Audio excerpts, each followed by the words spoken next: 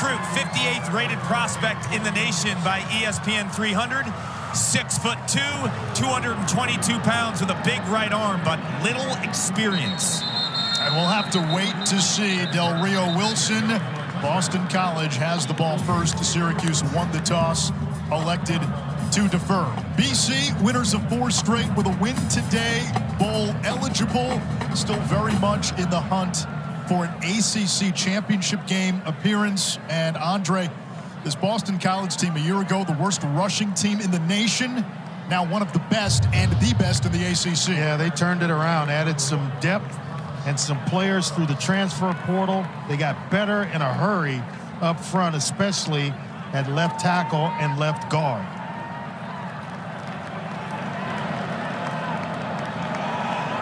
Thomas Castellanos is the quarterback, and on first down he hands it to Kai Robichaux, who pinballs his way for a gain of 4. Marlo Wax, 4th leading tackler in the ACC, tops for Cuse with the tackle, and it's a two-headed monster with that run game.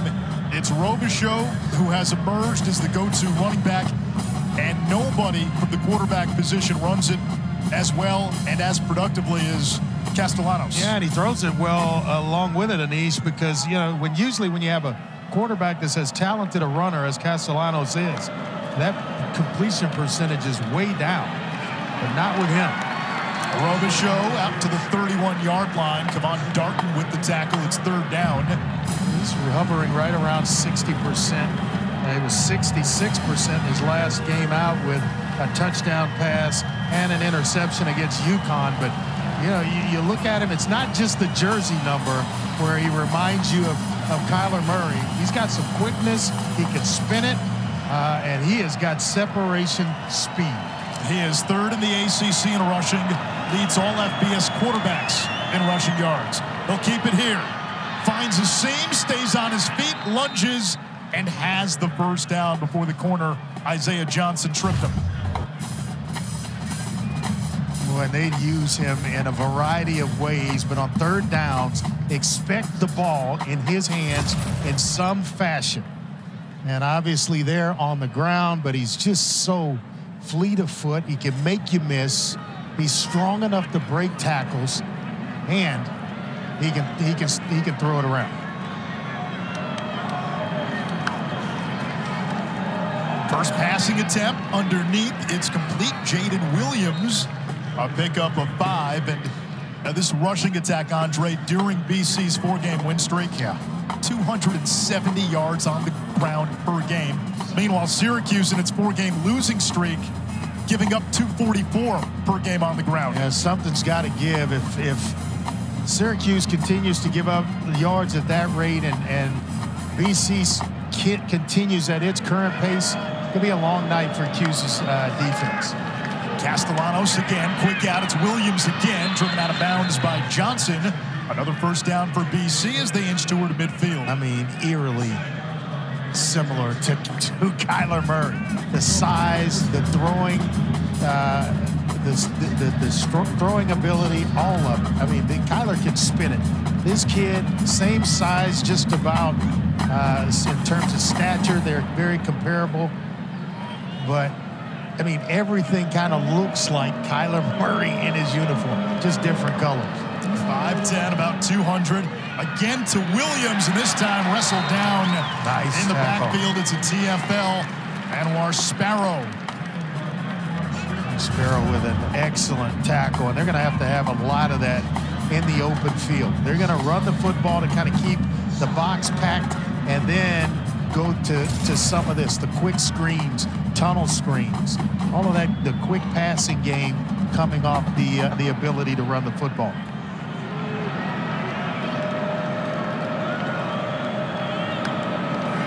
Syracuse brings pressure off the edge. Pocket hold, almost intercepted by Justin Barron, who plays that rover position, which Brian Urlacher manned in Rocky Long's 3-3-5 so many years ago. Yeah, but he's playing it with one hand, basically, because he's got a club on the other. You got to feel like if he didn't have that big club on that he's been wearing for about a week or so, that he would have picked this and maybe gone to the house with it. Just to stayed on a receiver too long was Castellanos.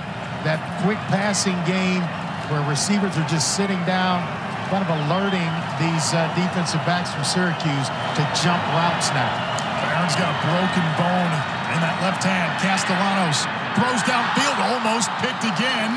That time it was Sparrow who got his hands on it. And it's 4th down. BC will have to punt. The ball came out almost with the nose pointed down and almost, like a wounded duck. With the way it came out of Castellanos' hands, I don't know if it was tipped or what, but 2 passes in a row that actually should have gone the other direction for interceptions. Sparrow and Barron.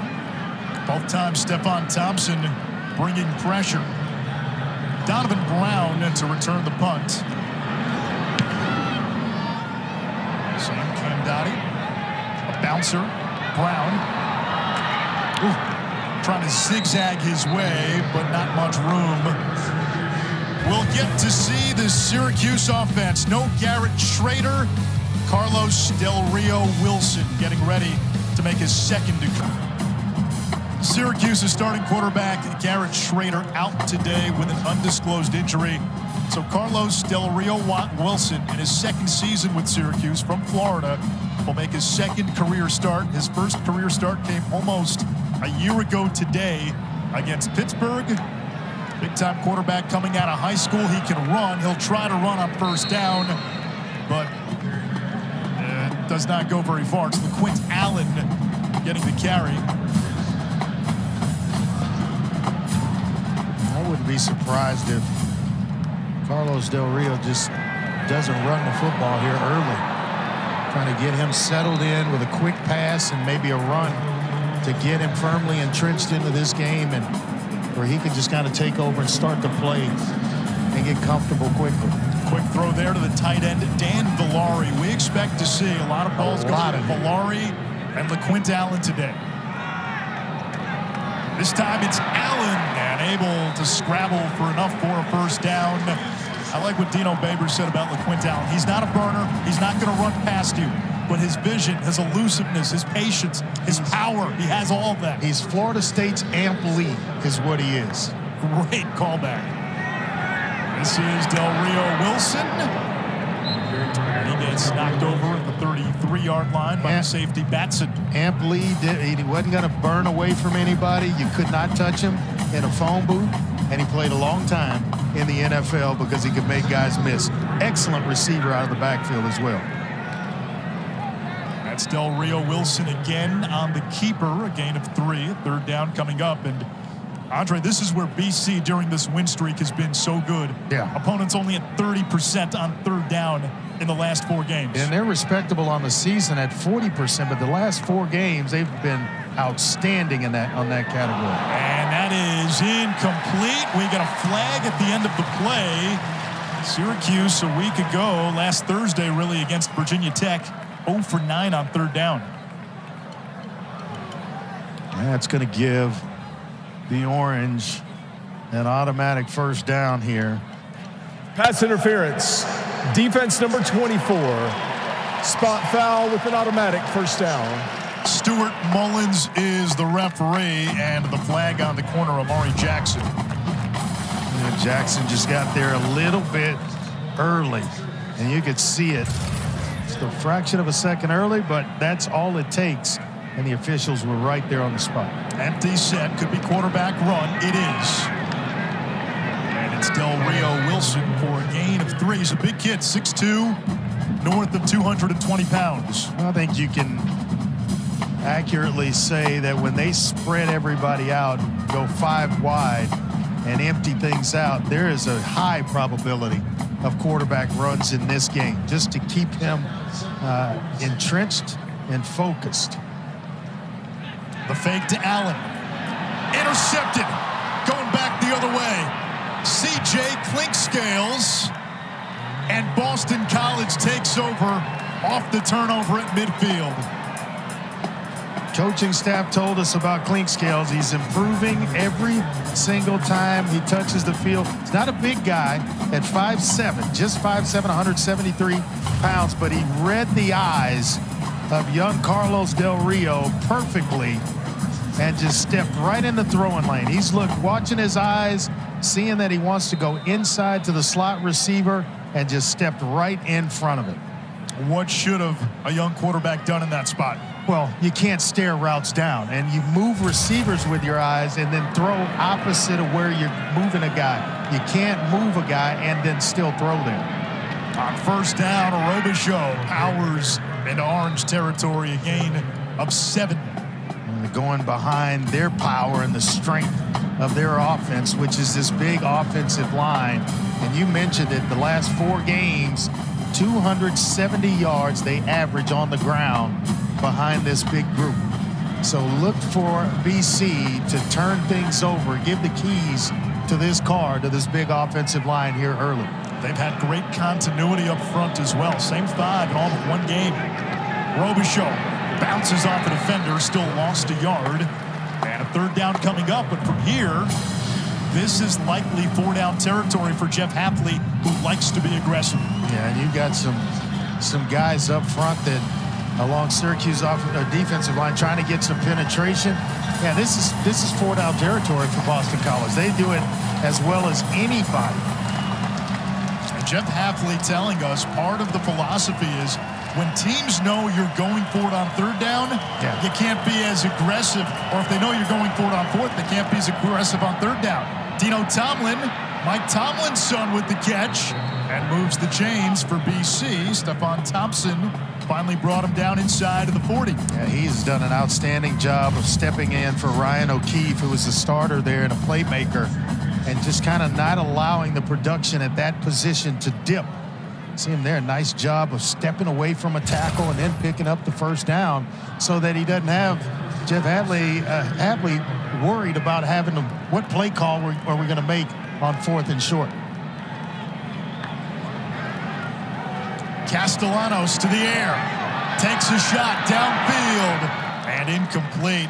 Jaden Williams covered well by Isaiah Johnson. Now that turned itself totally around from negative to positive, where you're not being sacked, but you're getting the sacks. That'll win you some games too. Castellanos with a slingshot. Nice. Lewis Bond, BC's top receiver, hauls it in. And the Eagles at the 20-yard line in the red zone. Yeah, he is a star in the making, according to this coaching staff.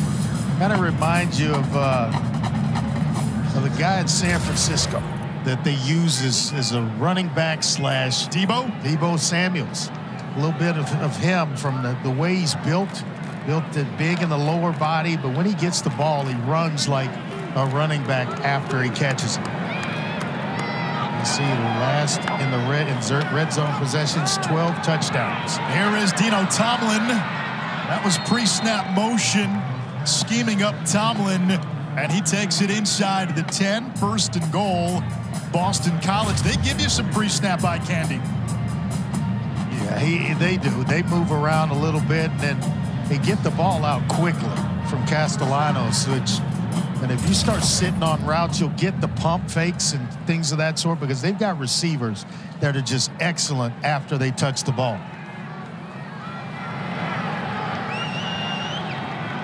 Lewis Bond lines up in the slot. Tomlin now the motion man. Castellanos stands into the end zone. Too high for Bond, who was covered by Barron. Yeah, Bond just kind of cut his route off. I don't know if he thought he wasn't going to get the ball or not, but he slowed down just as he was breaking that route. And Castellanos is trying to lead him to the back pylon. He's got to keep running. Young receivers always go full speed. You never know when a quarterback is going to come in your direction with a football. Give him a place to go. They bring in Jack Conley, an offensive lineman, wearing number 44. He's a tight end on this play. Robichaux, coming off back-to-back 100-yard games, twists his way close to the 5. It's 3rd down and goal. And there's Conley, just a 6'7", 320-pound tight end. He'll play some O-line if needed, but they had to move him due to some injuries in that tight end group. He's having a hard time fitting in that 44, isn't he? getting it to go all the way down. But he's an excellent run blocker. Excellent guy. He gets some momentum. He gets started, can really get some push up front in front of Robichaux. It's not quite a medium, like a sludge. Play clock winding down. They beat the play clock. Castellanos with a strike. Looked like it hit Bond in the chest. And it's 4th down and goal. And let's see what Jeff Hafley does. He will bring on the field goal team. Check Bond's pulse. As there, he didn't even put his hands up. It just hit him. Hit him right between the 2 ones on his jersey, the 11. You want the rock, you got to be prepared and ready to catch it. And that's been an issue for these BC receivers all season long. Liam O'Connor, perfect this season inside 40. Take the points on the road every single time. This one from 24. Boston College on the board first. BC bowl eligible with a win tonight. Ollie Gordon for Oklahoma State, leading the nation in rushing. It seems like we say that a lot about Cowboy running backs. Syracuse at Florida State found ways to win against Virginia and Army. Castellanos, the quarterback, getting better. For Dino Babers, his team has been blown out in 4 straight games, all of them nationally televised. There is significant noise surrounding his future. Today he does not have his starting quarterback, Garrett Schrader, so Carlos Del Rio Wilson, making his 2nd start, now tries to bounce back off of that interception. And Andre, this is a Syracuse team. The last 5 games, 1 first-half touchdown. They've been starting slow. It's been tough, and then you lose your starting quarterback in Garrett Schrader, where it's just tough. And you're trying to find any way to move the football that you possibly can with Carlos Del Rio, and as well try to make him as comfortable as possible, as fast as you possibly can, along with all that. And the guy they just went to, LeQuint Allen, you highlighted him in the open. Get him the ball a lot if you're Syracuse. You have to, because he's caught a pass in 7, now 8 straight games, but they need his playmaking ability here. Runs into a brick wall and didn't get there. Nope. Do you go for it even if you're in your own zone? I think Dino Babers has got to punt the football here. As badly as you want to, you don't get the push. On 3rd down, you're going to be in a similar situation, and if you don't pick it up, then you're giving Boston College, essentially, you're gifting them a field goal. They may measure. It's a gifted spot, because I thought he was way back beyond where the ball was spotted here, and they've got to take a look at this. Where they spotted the ball, Anish, might be enough. They need the 35-yard line. And it's touching. I mean, barely touching. I thought he was well shy and back around the original line of scrimmage, which was about the 34-yard line. He got a very good spot. Still appears to be short from the naked eye. If it's short, it's going to barely be short. All right, well, if it is short, do you reconsider and go for it? Nope, punt it. Punt it. Punt the football. It's going to be 4th down. In your own end of the field. The offense is coming back out there. Stay out there with a big quarterback in Del Rio, and could be a hard count. Try to get some push. Remember this offensive line for Syracuse, the right side. They're down a couple of starters. Up front, it's been an issue. Yeah, I would expect them to go left here behind Reed, Enrique Cruz, and Bleish. But they said that Cruz is probably playing the best up front, both he and Bleish. So I'd expect them to go left here. This is a gamble early in the game. Syracuse on the season. Big gamble. 3 of 8 on 4th down. Let's see if they go through with it. Well, not anymore. Up front, and this has been another issue as we for say this Orange football team. As we say that, Bleish and Cruz jumped. And so now it's going to be 4th and 5, and you're going to definitely have to punt it. The entire left side of Syracuse's line jumped.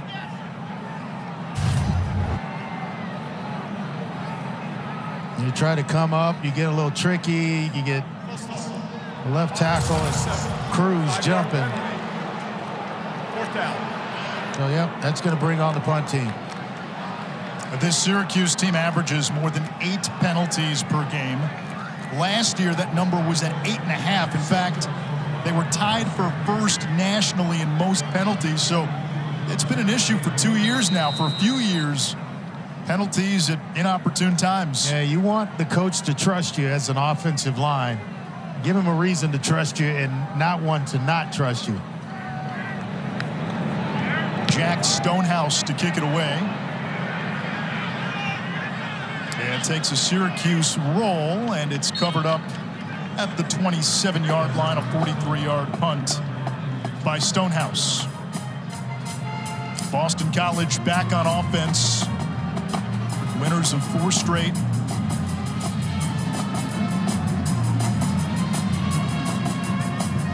And Andre, for Boston College, success tonight looks like what? Yeah, they've got to handle the movement of Syracuse's defensive line. They love to run stunts and move around. The runners have to run through the smoke. That means running through contact early and then do a better job of completing passes down the field, the explosive plays that are there. Castellanos in right at the line of scrimmage. We've called Stephon Thompson's name quite a bit tonight.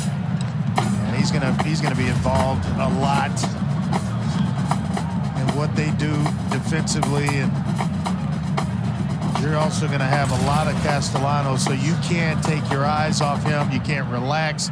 Almost have to have Marlowe Wax, who is their best defensive player, spy him. He did last week a little bit against Virginia Tech's athletic quarterback. We'll have to do the same tonight against Castellanos. Here's the blitz. Castellanos downfield for Tomlin, and incomplete, covered by Jaden Gould.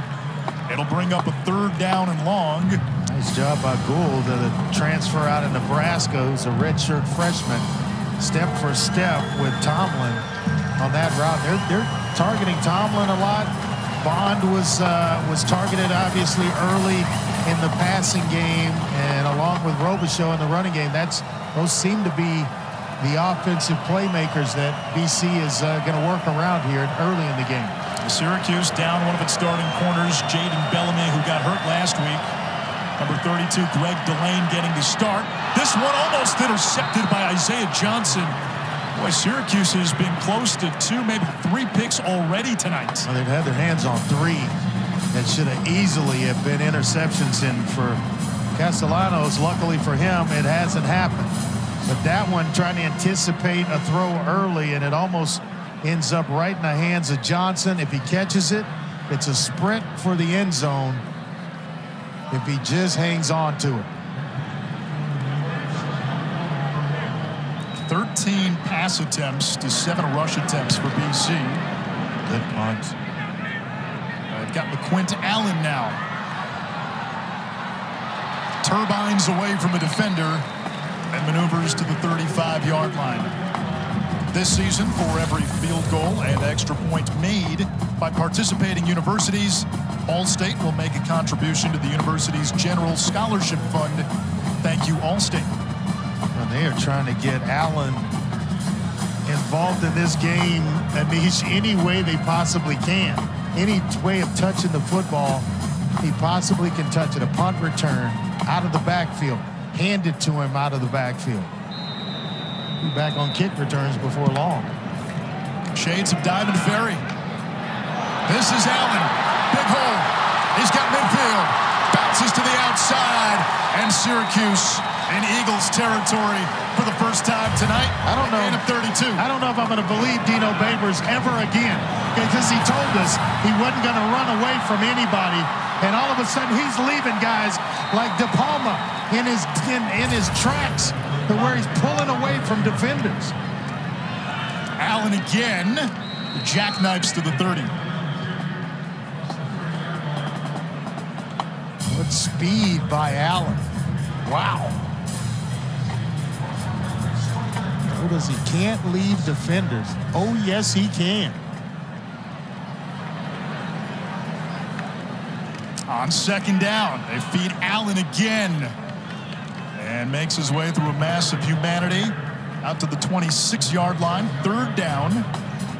Barely escaping Cole Batson, who was blitzing off the edge. One of the safeties kind of coming down in the box, trying to get in on the running game.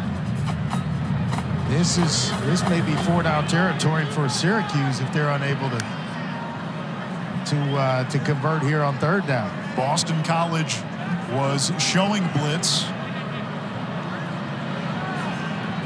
BC's got a playmaker at every level on this defense. As Araku up front, De Palma in the middle, Jones on the back end. With the play clock winding down, design QB run. Del Rio Wilson, open sesame, touchdown, Syracuse.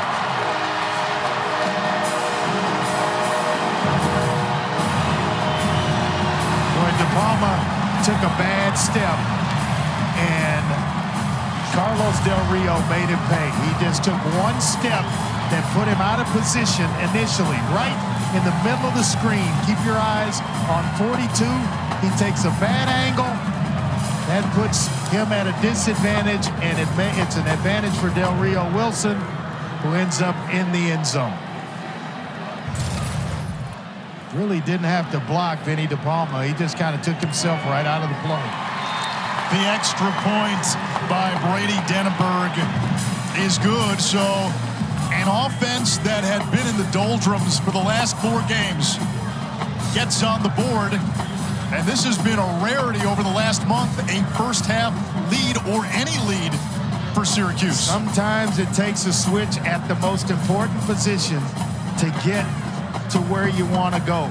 Out tonight with Schrader, and in comes Del Rio Wilson. All of a sudden, things are awake offensively for Syracuse. And Andre, their approach really is they're going to run the football. Del Rio Wilson has thrown 2 balls. One of them, you mentioned, he stared down a receiver. The DB stared him down. It was an easy pick. It's not the type of game for a player like De Palma, because now he's going to have to fade a big, athletic, fast quarterback and Del Rio Wilson. And so by that, I mean, he's used to guys banging it in there, and the old school type. When you spread them out, and now all of a sudden you've got De Palma in the middle, and he's singularly responsible for Del Rio Wilson. That's going to be a tough job for him all night. Syracuse leads in a game for the first time since September 23rd against Army. On Tuesday, we have the exclusive reveal of the next college football playoff, the top 25 rankings. Reese and the guys break it down from top to bottom. Coach's reaction. We'll hear from committee chairman Booth Corrigan, who's also the NC State athletic director. I always laugh because the first rankings, which end up being meaningless in the grand scheme, that one always gets the most reactions. I don't believe how they could put this team here. That's why. It's leave this team out. Usually sorts itself out. Well, there are a lot of people that can't believe that Ohio State's ranked 1 in front above Georgia. But strength of schedule does matter. Absolutely, it matters. Robichaux gets the call. Now Florida State, one of the top 4 out of the ACC. They force BC to rethink things a little bit offensively here. And BC will let the clock run down. Quarter number 1. That's the end of the first. Comes to an end. Syracuse was looking for a fast start. They've got a first quarter lead on BC.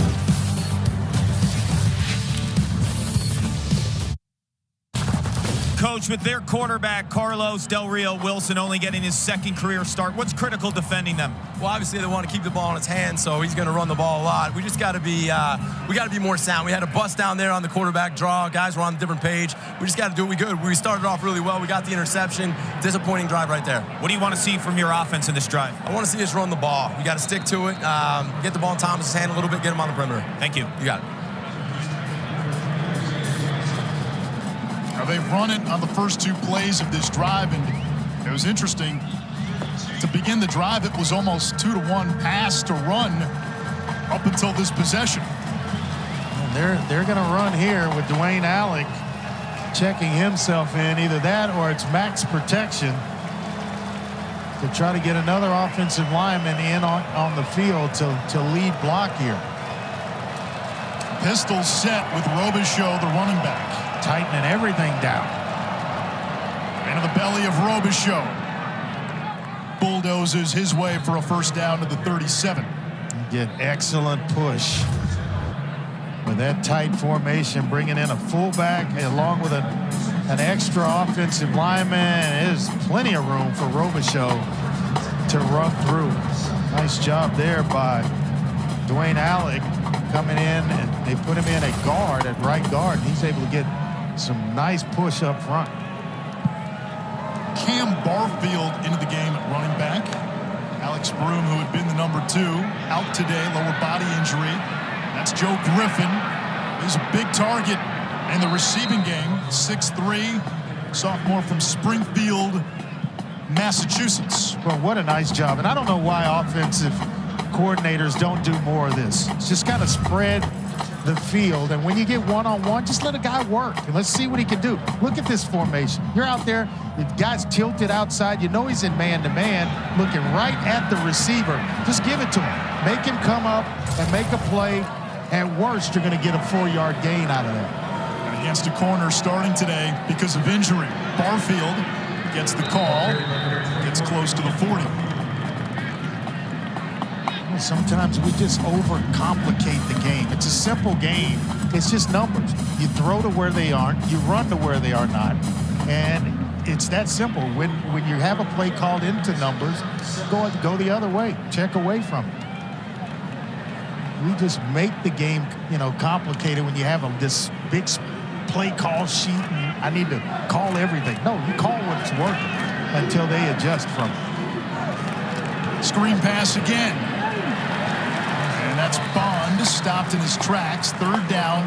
Again, this could be 4-down territory for this area of the field. And with his coaching staff. And I can't tell you, and he's going back to high school football. I don't know how many times we ran wing right 21 pitch in a row, consecutively. And if you didn't stop it, guess what was coming again? Same play. Wing right 21 pitch coming right at you. Sometimes you go to a restaurant, and when you know there's a meal that you like, I'm ordering the same thing. Every time. I want to change it, but I'm ordering the same exact thing. Appetizing as today's special looks. Can't mess it up. Ball comes out. It's picked up by Syracuse. Sparrow, the fumble recovery, and the Orange takeover in BC territory. Got caught in between. Robichaux taking it and Castellanos wanting to keep it. The ball ends up on the ground for Sparrow. And Syracuse with all the momentum right now. But they just got one back. And hadn't forced a turnover in the last 2 games, so huge for the Orange.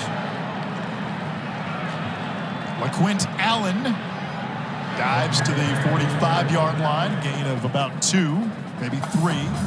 Got to figure out a way to get some push up front. Allen having to make moves in the backfield just after having the ball handed to him. So you want some push up front where he's at least making moves at the line of scrimmage, which are going to turn into positive gains rather than the push that BC's getting and having him take a handoff and get tackled right as the handoff is given to him.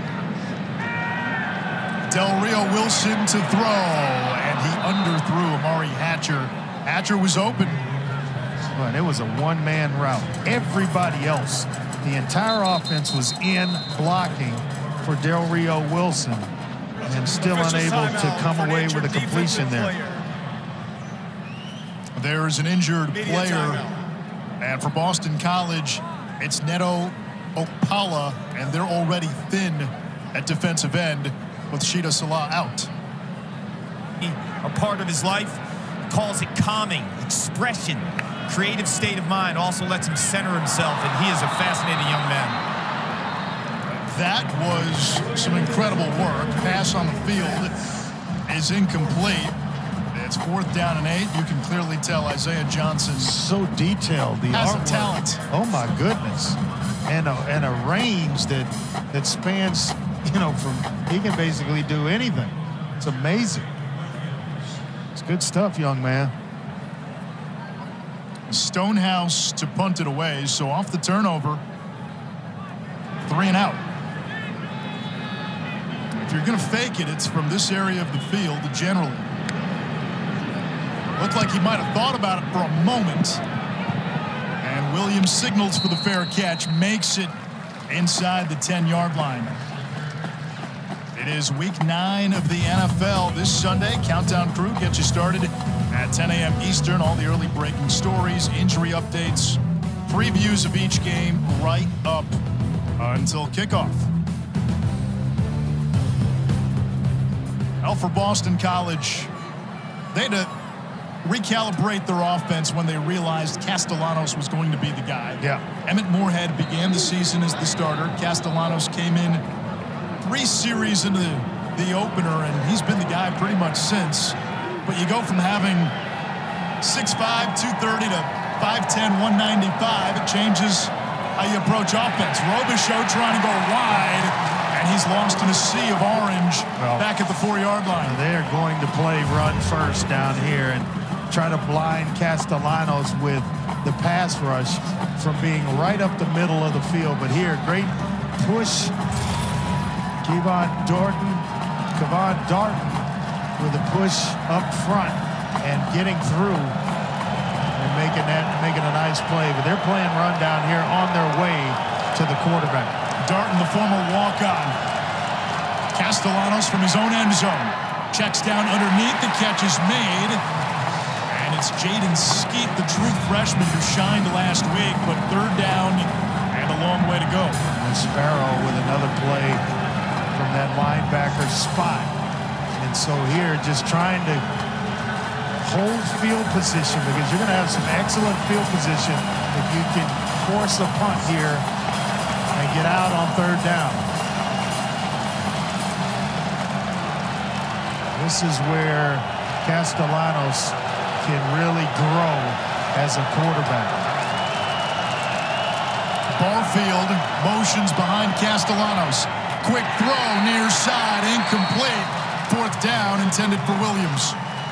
Yeah, I like the sportsmanship on the part of Darton, kind of tapping Castellanos on his helmet. Nice show of respect there, and bringing up 4th down and the punt here. Punting unit coming on, and we got Allen with his feet at the heels at about the 49-yard line, the plus 49. Lauren DiLoretto, who's got the stronger leg of BC's 2 punters. The D3 transfer kicks it away. Short kick. Allen comes up and makes the fair catch at the 40. So Syracuse will start in Boston College territory for a 2nd straight possession. Wilson, LeQuint Allen is touching it just like we thought, but if you're going to snap a losing streak, your best players have to touch the football. And again, Del Rio Wilson with an underthrow for Hatcher. That's twice. Throwing to the far side, he has grossly underthrown the football. Yeah, and you want, if he's struggling throwing to the wide side like that, throw the hitch route to the short side of the field. Formation it the other way, where you get the one-on-one into the boundary. It's a little bit easier throw for him until he starts to make all the throws. The give is to LeQuint Allen. Swarmed in the backfield and taken down right at the line of scrimmage. 3rd down and long. And for BC, if they get a stop here, that's 2 big holds where the offense for Syracuse took over in plus territory. Well, now, Anish, you see why it's so important for BC to complete, Syracuse to complete passes on 1st down, because they're playing the run on 2nd when he doesn't. Against a 4-man pressure, Del Rio Wilson deep downfield, intercepted by Elijah Jones. 4th pick of the season for the All-ACC corner. Oh, and that ball's bad throw, horrible throw on the part of Del Rio Wilson. He throws it inside. At the very least, it should be thrown up the field to outside of the receiver's outside shoulder. Excellent play by Elijah Jones. And reading this, picking it off, giving BC the football back.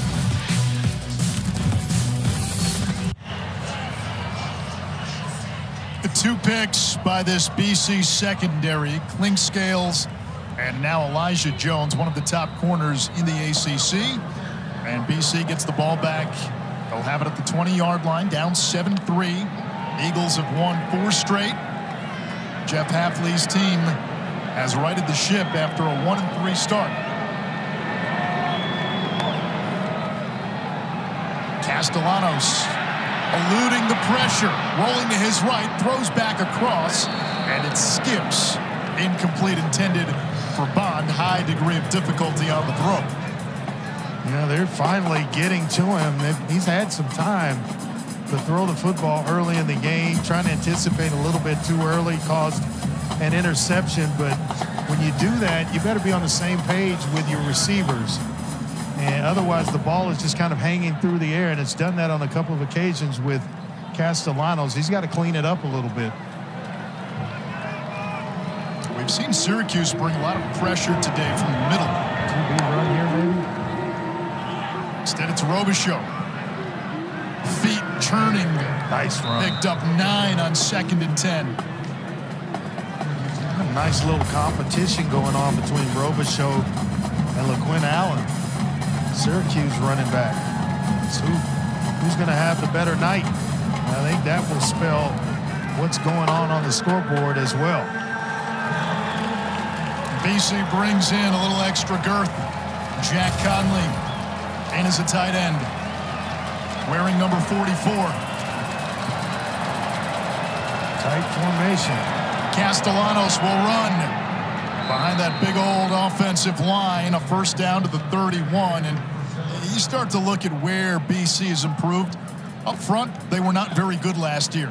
This year, they have revamped that unit. It's been one of the best in the ACC, and they have imposed their will. Yeah, which is kind of a head-scratcher because you look at the offensive line, the size now, 6'5", 310 is what they average across the board, but they are known historically for having good and big offensive linemen that get pushed, that they basically feed into the NFL. Quick throw to Bond. Got a block from Tomlin. Nice move. And then takes a big hit out at the 40-yard line by Leon Lowry, the linebacker. Well, Leon Lowry kissed him pretty good. Had 3.5 sacks in the last 5 games, so he is getting after the quarterback, but it's showing you that he can play out in space as well, and when he gets there in an angry way. What a hit.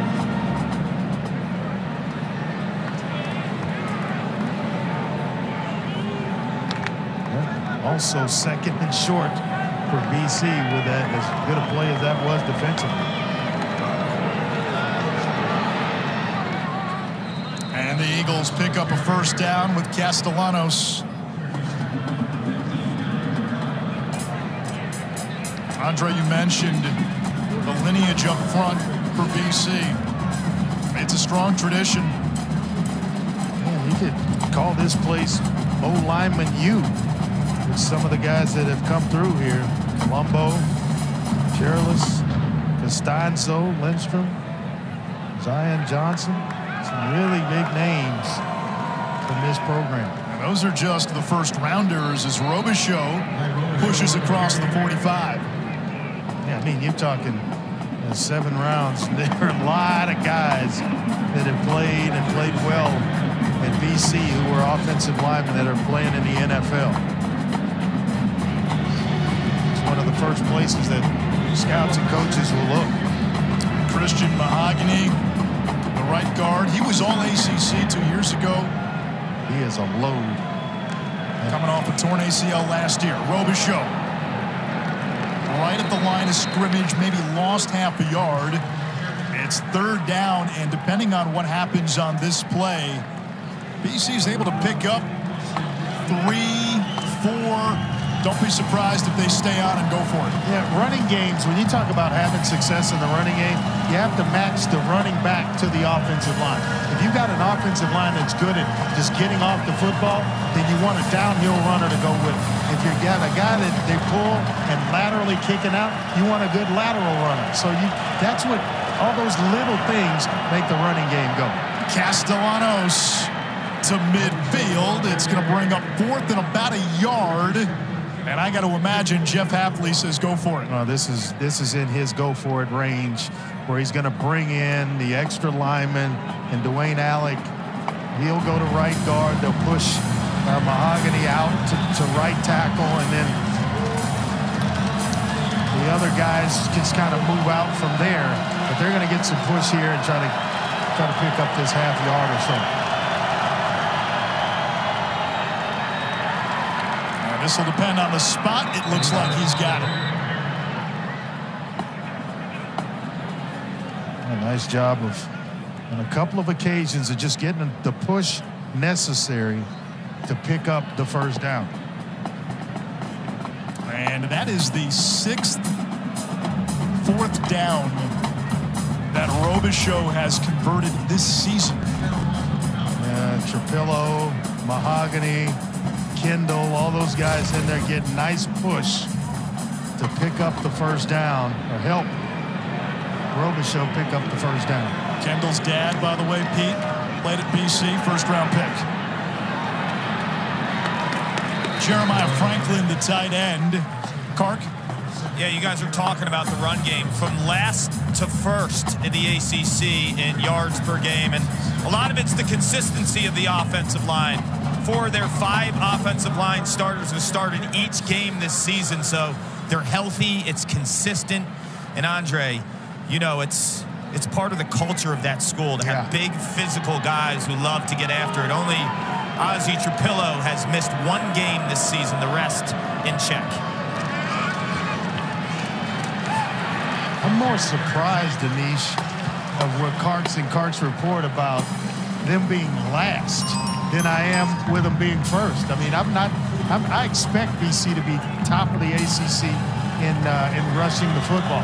Never at the bottom half, because of the tradition of offensive linemen here at the school. Conley and Tajay Johnson, a bigger body to the sideline. 3rd and 7 with Castellanos set the trigger. A run play very much on the table. Tomlin in motion. Castellanos runs across the 40.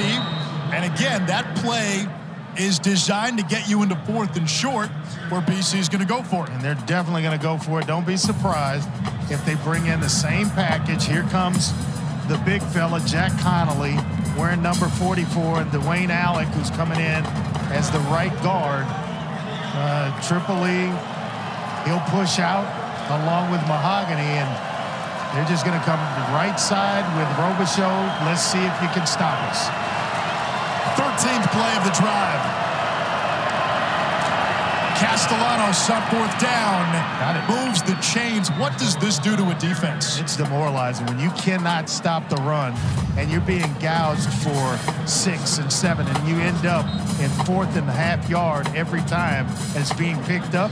It gets frustrating after a while. It even gets frustrating for the offense, who's sitting on the sideline hoping to go back into the game here. And this is a drive now north of 7 minutes. Only 90 seconds to go in this second quarter. Castellanos to the air.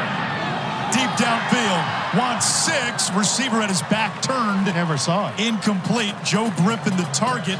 Quan Peterson in coverage. A 4-star receiver out of high school. He never located the football.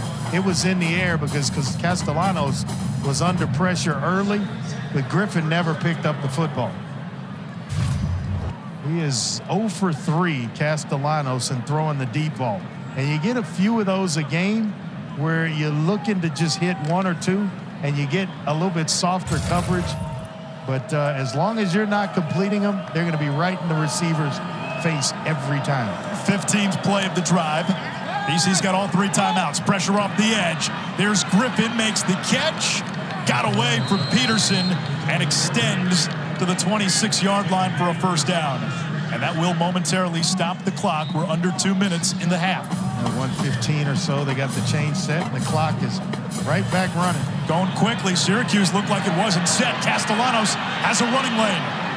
Outside the 20 and out of bounds to the 15. Now, this is exactly when he looks like Kyler Murray. I mean, everything breaks down, nothing there. I think it's going to be a hole in the secondary against Syracuse, but nothing is there. He looks exactly like Kyler when he takes off. Nothing there. You give him some green turf. 12 players on defense. And he's making a nice play for you. So the play is a first down. And the presence in mind and east to get out of bounds, stop the clock, 1:02 left. Lots of time to work with to try to take the lead Boston College here has elected to for start his the team. clock on the snap. Syracuse had 12 on the field. Penalty declined. Remember, you can sub, and you have time to sub only when the offense does the same. If the offense doesn't sub, then 12 can't stop Castellanos. 12 can't stop Castellanos either. There's that part of the equation. Robichaud, the running back. Quarterback run. Castellanos up the middle, and Terry Lockett the tackle. Man, that's just not for me. We're getting a timeout from BC, 58 seconds to go. Running quarterback counter Timeout, through the middle. Boston College. No, especially Their not first in of the the half. passing offense that I played in. timeout. Well, no part of that. What about when you ran the wing tee in high school? No, that was different. I was built for that. All of a sudden, I wasn't. It's kind of like getting used to the cold weather. There's some build-up to it. There's no build-up. Speaking of cold weather, what's it like in Bristol? You never, ever, ever get used to the cold weather, especially as an Arizona kid. Coming up at the half, Connor Stallions, big news out of Michigan. We'll tell you what that is. Effective immediate plus Florida State. What's been the key to their success this season and the key to the playoff push? Plus, we are mulling it over. A Big 12 sleeper team. Sam Macho, Dan Mullen. Join me coming up in a cozy, warm studio at the half. For Florida State, it's those two big transfer receivers coming in. That's what it is. Keon Coleman has made some of the most ridiculous catches Yes, he any has. player's made all season. It's been sick watching it. And you talk about a team that hit the transfer portal lottery, they hit it. Second down, 9 to go. BC's got 2 timeouts in the holster. Castellanos to the end zone, wants Tomlin. Flag on the play. Tomlin does a nice job of keeping himself between the ball and the defender and not allowing Pass interference, number Simmons. 6. Defense. By rule, the ball he plays at the 2-yard line with an automatic first down. a clear path, so he had to try to create one and wound up with an interference call. No, his dad, very, very well, longtime player in the NFL now. He's been coaching for a while as well. Doing a heck of a job along with it. What'd you think there? Did Simmons make a play on the ball? Did he get too much of Tomlin? I think he made a play on the football. That would have been a play on for me.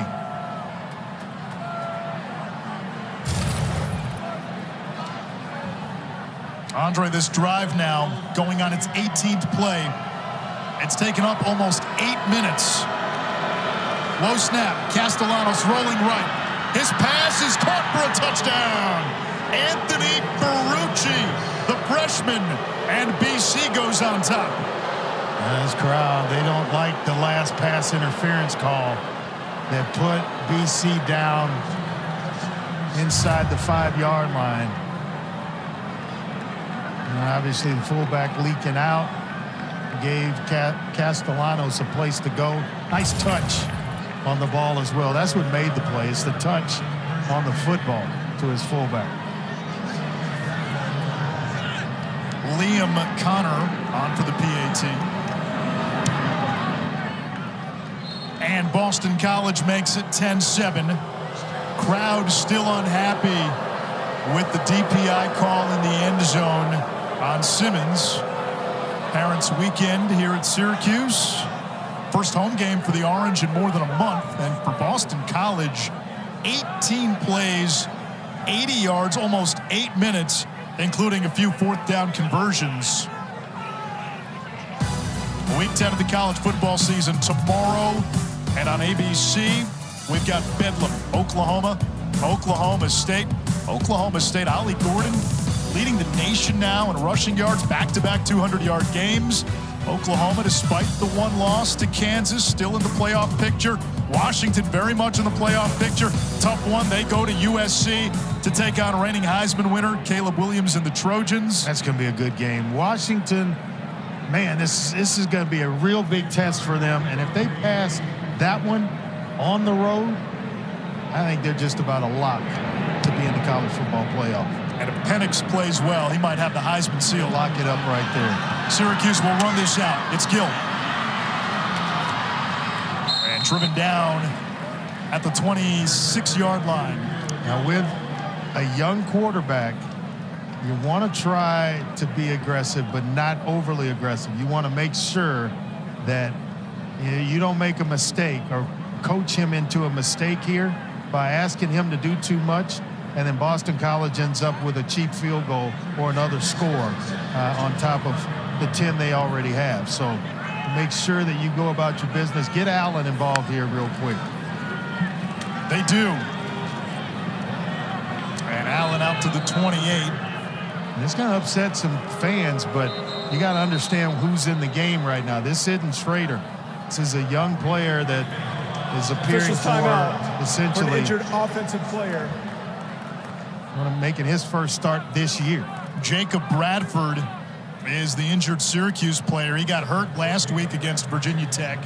Didn't play in the second half. That right side of the line has been a mash unit all season. And yeah, to your point, Andre, in this first half, Carlos Del Rio Wilson has completed more passes to the Boston College secondary than to the Syracuse receiving corps.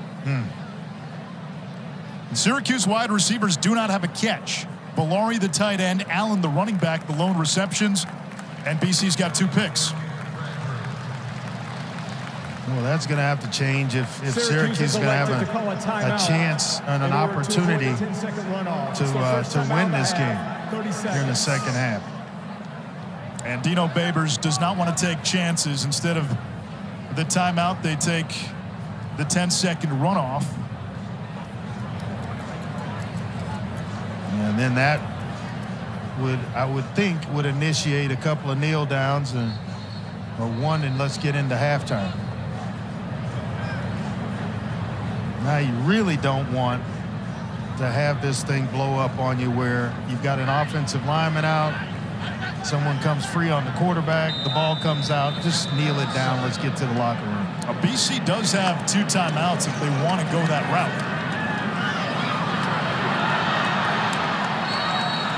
And there's Hatcher. Syracuse sideline wants a flag after the play, not going to get it. And now we do get a penalty mark.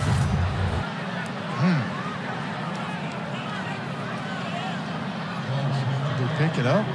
I guess they picked it up. They did pick it up.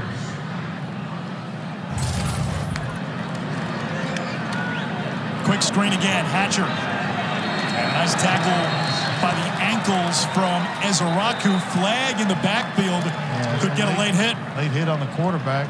But we still have 21 seconds left. Yeah, so now you reevaluate how you want to. Personal foul. Roughing the passer. That's 15. Defense number 91. 15-yard penalty and an automatic. First so down. now you rethink things if you're Dino Babers, because now you maybe get a field goal out of this with 2 timeouts and 21 seconds. Indoors, no elements, and Brady Denenberg has made a 61-yarder in practice. LeQuint Allen is the running back. And before the play, we get a whistle.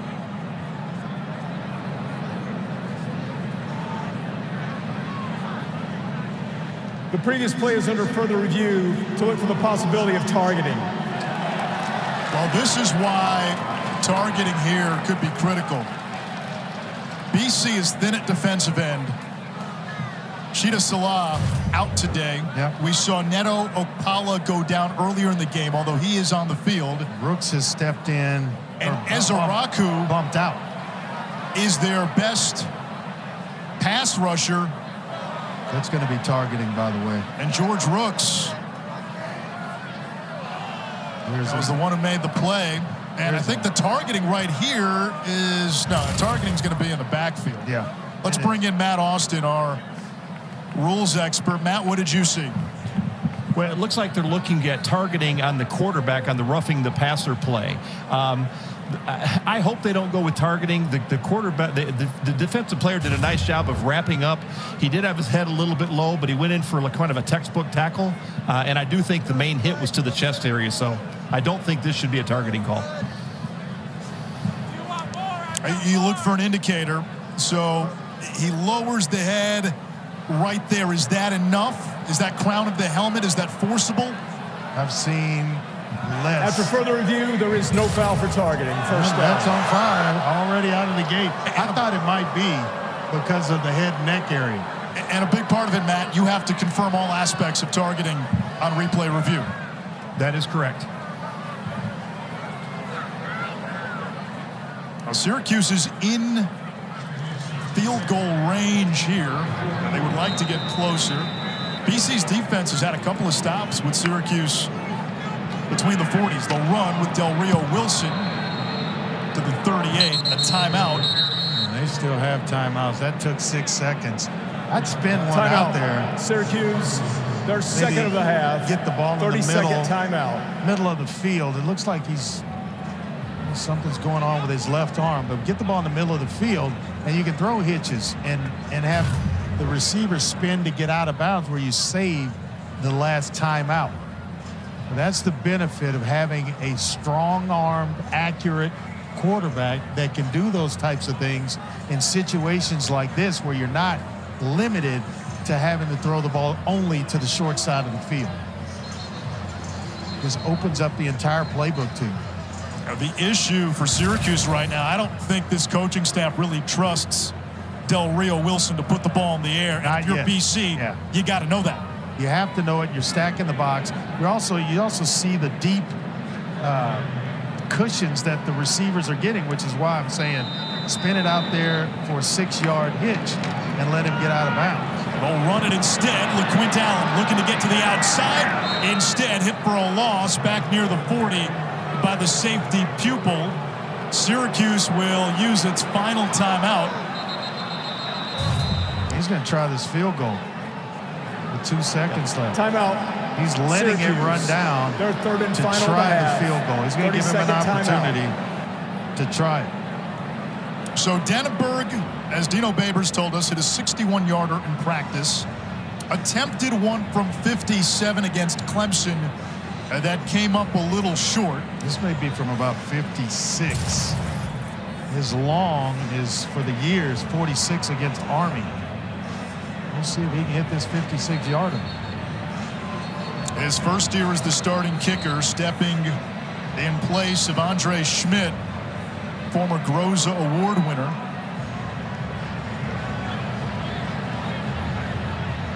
Ball is on the left hash. Dannenberg, from 37-plus this season, is only 3 of 6.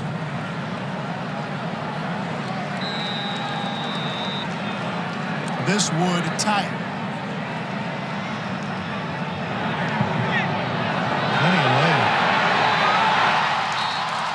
But no good. BC on the strength of a 18-play, 80-yard touchdown drive takes a 10-7 lead into halftime. Some coordinators, 8, 9-man boxes, force you to pick the football up and throw it. In a game like this, turnovers can be the difference, and Syracuse committed 2 in the first half. BC turned those into 10 points. Orange will receive to begin the third quarter.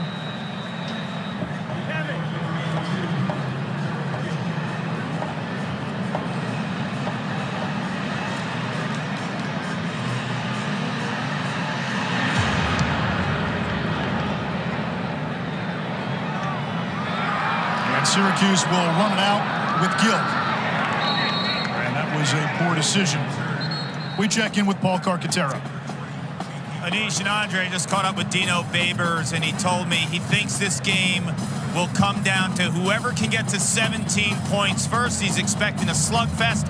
So LeQuint Allen, a heavy dose of him, 10 rushes for 48 yards in that first half. You guys are talking about the quarterbacks passing. I asked him, how confident are you in your quarterback, Carlos Del Rio Wilson? He said, it's not about confidence, Paul. It's about faith, and I have faith in every single one of these players. Yeah, that's a way to duck the question. Dan Villari on the outside gets across the 20.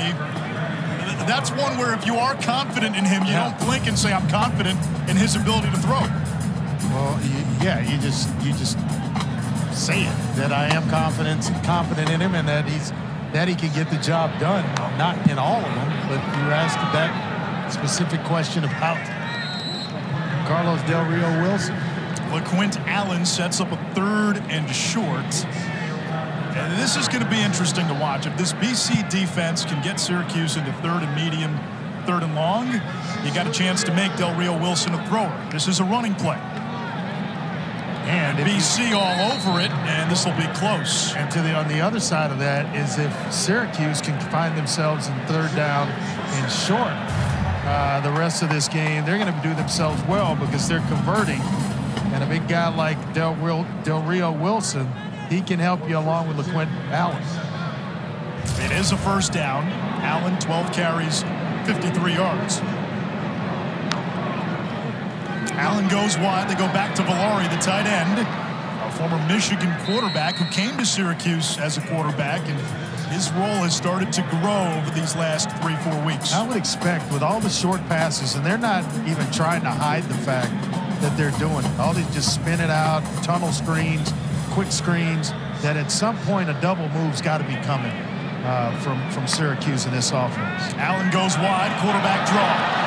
Del Rio Wilson trucks across the 45-yard line, tackled by the safety Batson, a gain of 18. A nice job there. He showed some patience earlier. I thought he was taking off way too early. He lets the blocks kind of set themselves and the defensive line get up the field and out of position before he breaks off the run there. Nice job of patience by Carlos Del Rio Wilson. And this is going back.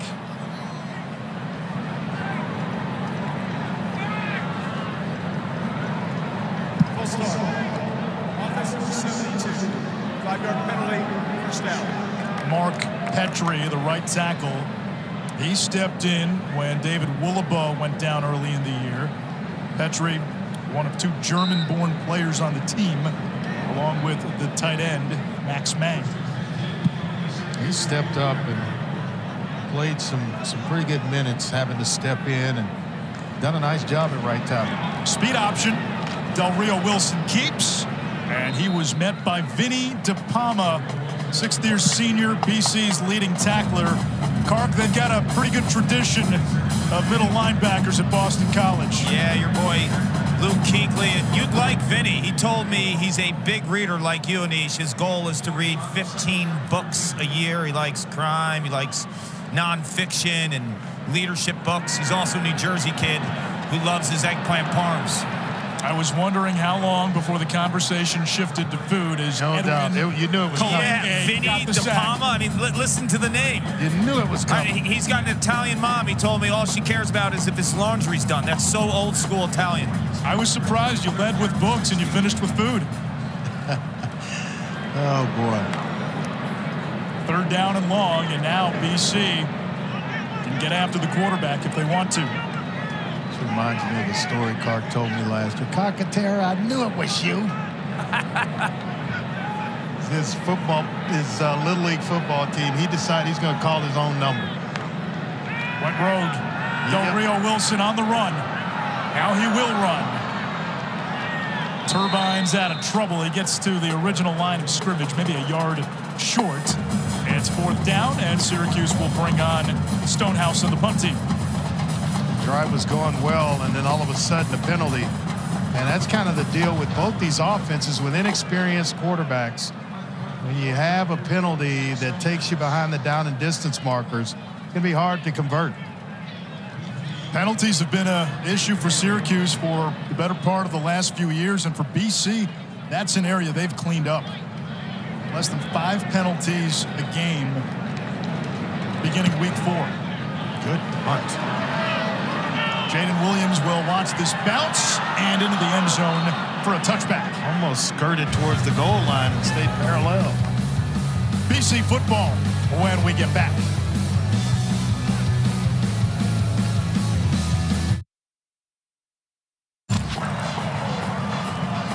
At halftime, Syracuse honored one of the great pass rushers of all time, Dwight Freeney, who gets inducted into the College Football Hall of Fame next month.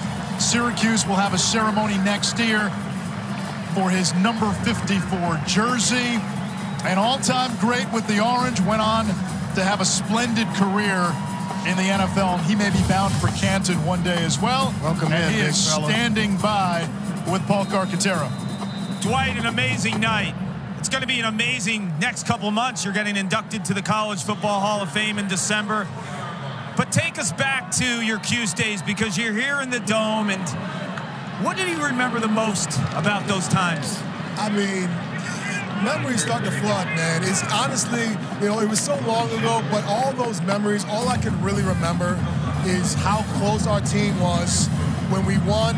It was like the world came to an end. It was nothing else that mattered. It was just us as a team together.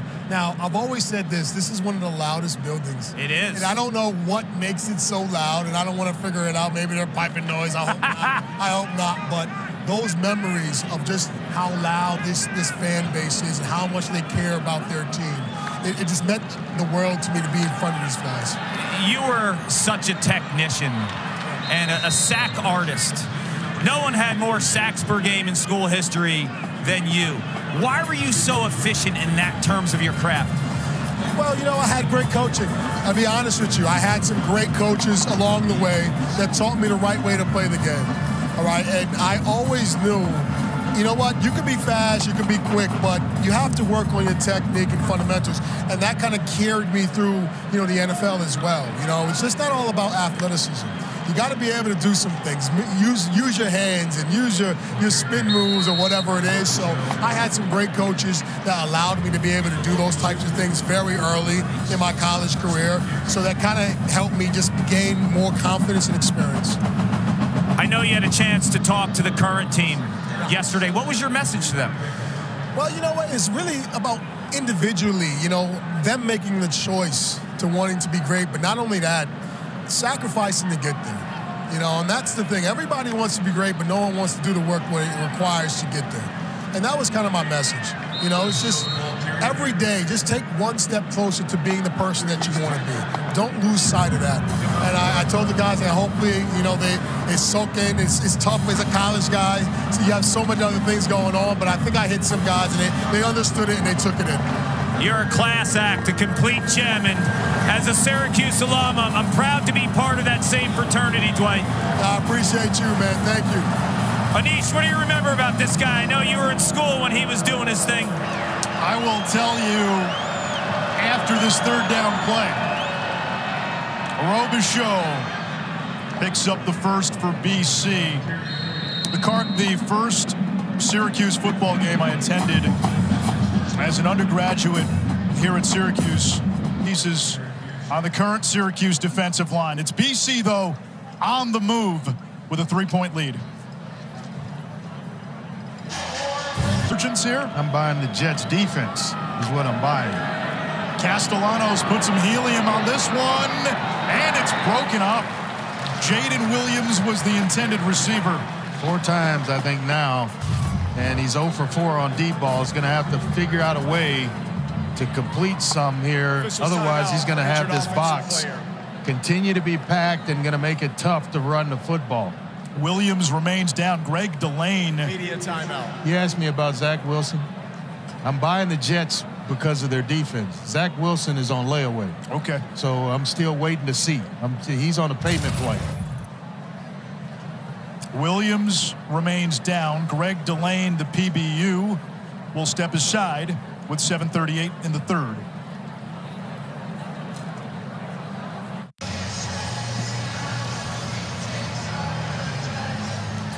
Anish Shroff, Andre Ware, Paul Carcaterra.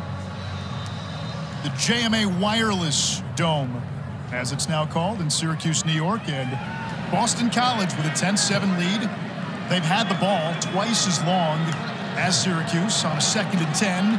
Robichaux, who began the year as the 4th stringer, a transfer from Western Kentucky, and he's looking for a 3rd straight 100-yard game. Up to 61 yards today. He has not run like a 4th stringer coming in to the season. That's where, you know, you start seeing all these guys that transfer out.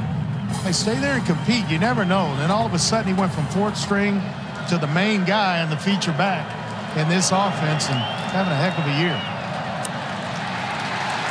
And Syracuse's defense, Stephon Thompson with the TFL on Dino Tomlin. The Orange get the stop. It's 4th down. They're getting some really good play out of those outside linebackers. Leon Lowry with a big stop earlier in the game, and now Stephon Thompson with a nice tackle of Dino Tomlin behind the line of scrimmage.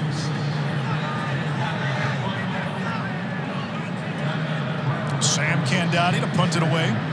23-year-old sophomore from, you guessed it, Australia.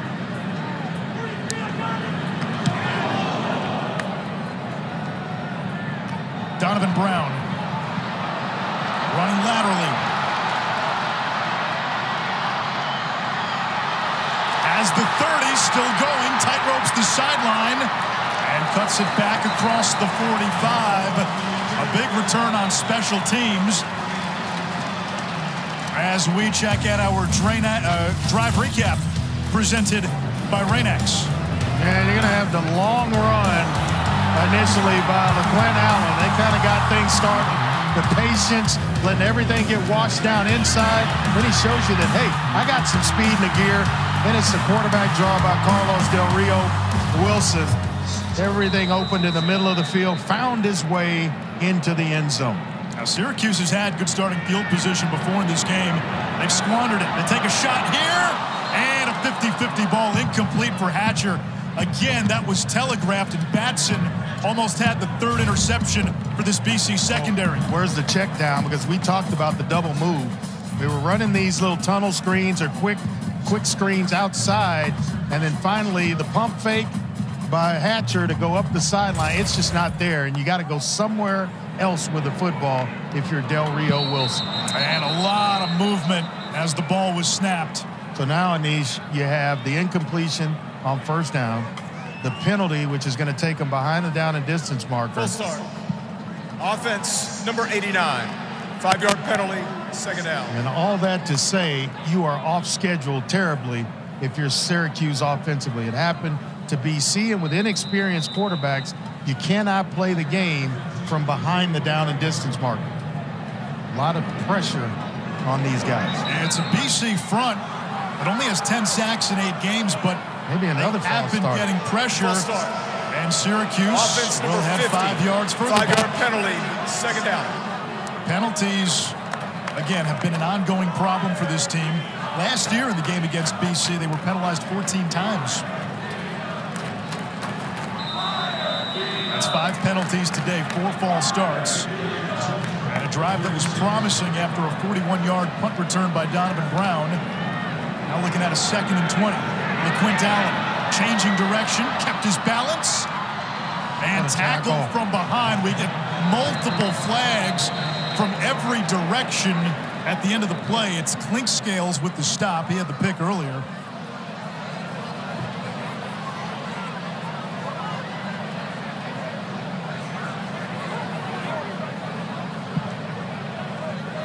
You can see why this coaching staff likes Clinkscales and tells us, hey, he gets better every week.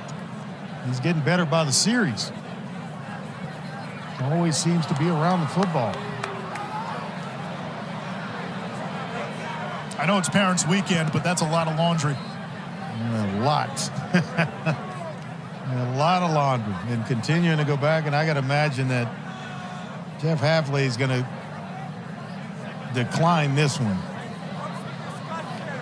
Because it's 2nd down and all of upstate New York here for Syracuse to get a 1st down. Yeah, 2nd and Marcellus.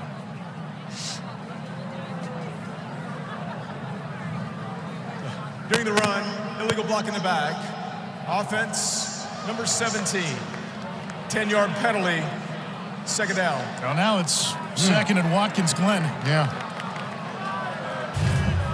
All the way up to Nova Scotia. And we're getting there. Southern Canada.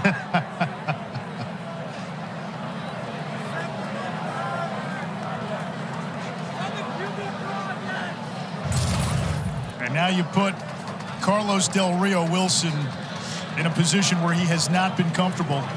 6 of 12 passing, 35 yards, 2 picks. Second down where he wants to live is about 2nd and 7 at the most. And that's where you ought to have him. He is not comfortable with this down and distance.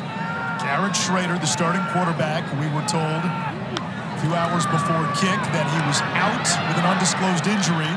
The toss to LeQuint Allen gets some of it back. It's still a 3rd and long. I really like watching him play, though, because it looks like he's going to break one every single time that he touches the ball. He is a weapon and a player I think they can build around. A young one, a young player, just a sophomore with a very, very bright future. And he does so many things well, blocks, pass protects, catches the ball out of the backfield. He's a 3-down back. 3rd and 17. Del Rio Wilson with a lot of air. Jones gets tangled up with Jackson.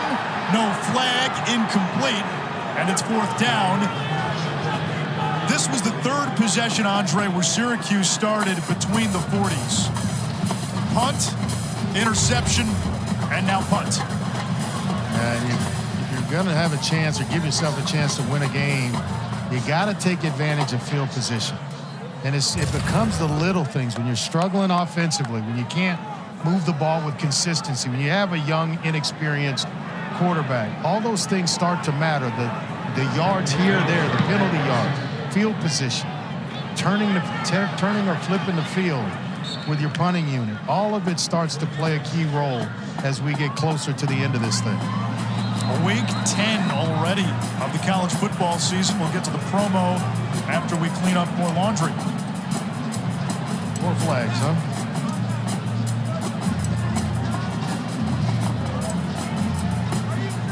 Dino is actually all the way out on the field without a player being hurt to ask for an explanation from the officials. So he's all the way out. Never seen a coach between plays. Personal foul, unnecessary roughness, kicking team, number 20, 15-yard penalty, 1st down. He's going out for an explanation by the head official who's coming over to maybe give him one. Miles Farmer is 20 in orange. And right there, right in front of the official. In the middle of the field, probably not a good place for that. You probably get away with it in some parts of the field, but never in the middle. So it gives BC the ball now at the 41-yard line. Boston College has had the ball for 26 minutes plus. Syracuse a little more than 13 minutes.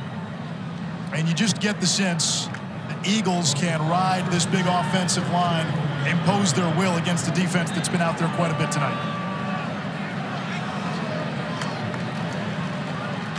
Screen pass to Dino Tomlin. Finds a tunnel to midfield, 2nd and short.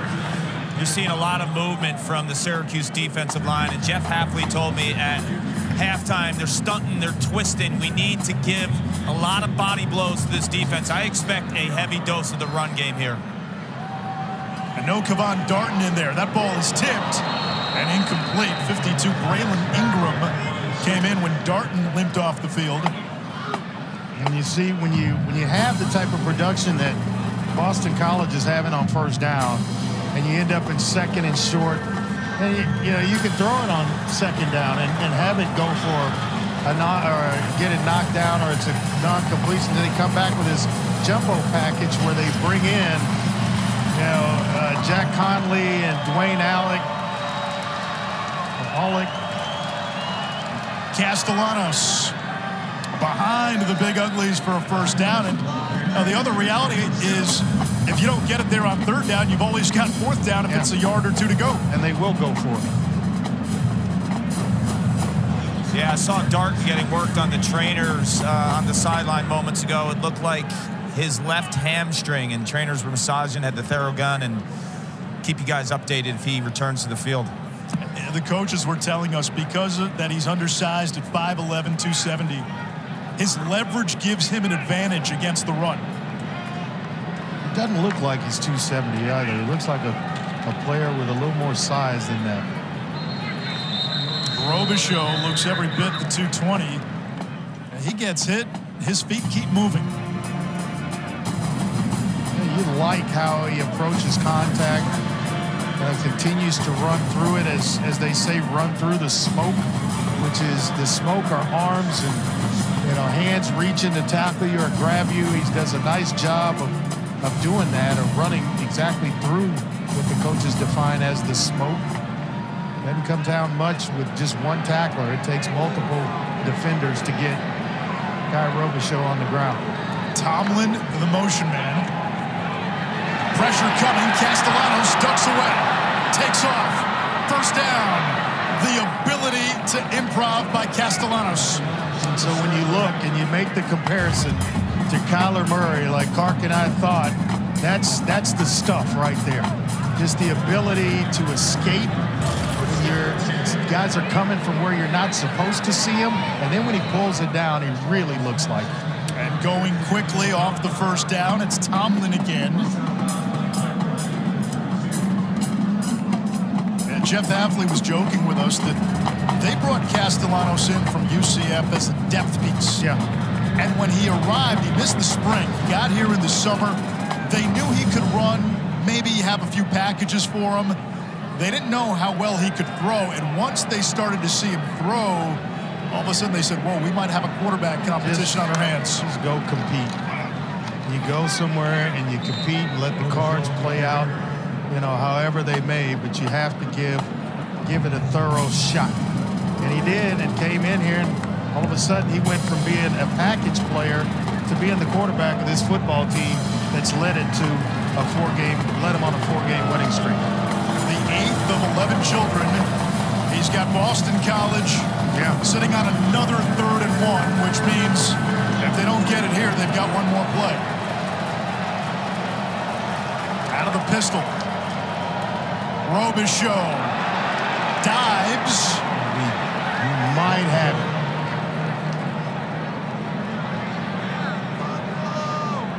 This is an area of the field where there is no doubt Coach Hafley's going to go for it. It's going to be 4th down here, maybe just short based on the mark. And they're going to go for it. Here comes Allen. Big fella Conley is already in. With the tight shirt on. The tight jersey. The Slarge. 44, yeah. The Slarge. 2 for 2 on 4th down. Castellanos reaching over. He looks to have it. He's got this one. Didn't have it initially, but when he got airborne. Now this is going to be close.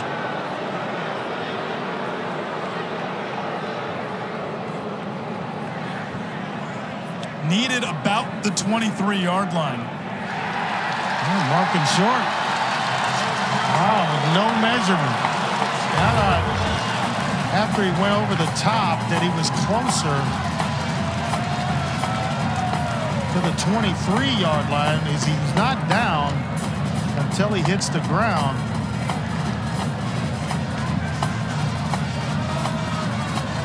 Yeah, from that angle, it looks like now he might have been down before that ball got there. Hard to tell. And you see why every week I talk about short yardage and the shotgun? You hate it. That's why, because you allow for penetration without somebody attacking the line of scrimmage with some type of momentum. And basically, you're giving all the momentum and the upfield stuff to the defensive line. It's hard for the lineman to pull up to get push in that situation. You know what my prediction is in the offseason? Everyone's going to look at what the Eagles are doing on those tush pushes. It's already making its way. And they're going to devote a portion of practice in training camp to that. And it's going to make a big difference. LeQuint Allen into the open field. Deep into Boston College territory. A gain of 56. north of 100 yards for the 4th time this season. Coach, I got plenty of breakaway speed, says Allen. I mean, there aren't guys really tracking him down. There are guys with angles having to come from the other side of the field. What a run by LeQuint Allen there. Nice job up front with the blocking. Quick throw, Hatcher. And he is dropped. Guess who? Clink Scales again. And if he gets up the field, it's not designed. Those plays aren't designed to make guys miss. It's catch the ball and get up the field and live with the result, because the result is going to be nothing if you're trying to sit there and make every defender miss. This receiving group lost a big target early in the year when Oronde Gadsden went down with an injury. Allen now engulfed. DePalma leading the charge, and it's 3rd down and long. Nish, I imagine that Allen had to run a few extra sprints this week because he knew he was going to get the ball a whole lot tonight. It is 3rd down for Syracuse at the start of the 4th quarter. It's an offense in the last 4+ games. 3 touchdowns.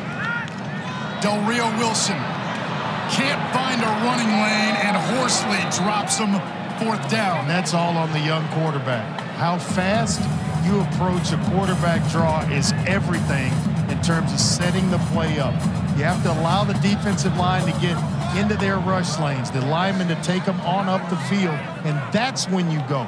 It's a 3 count and go. He's going on the 1st count, which he's running right into the stunning of the defensive line.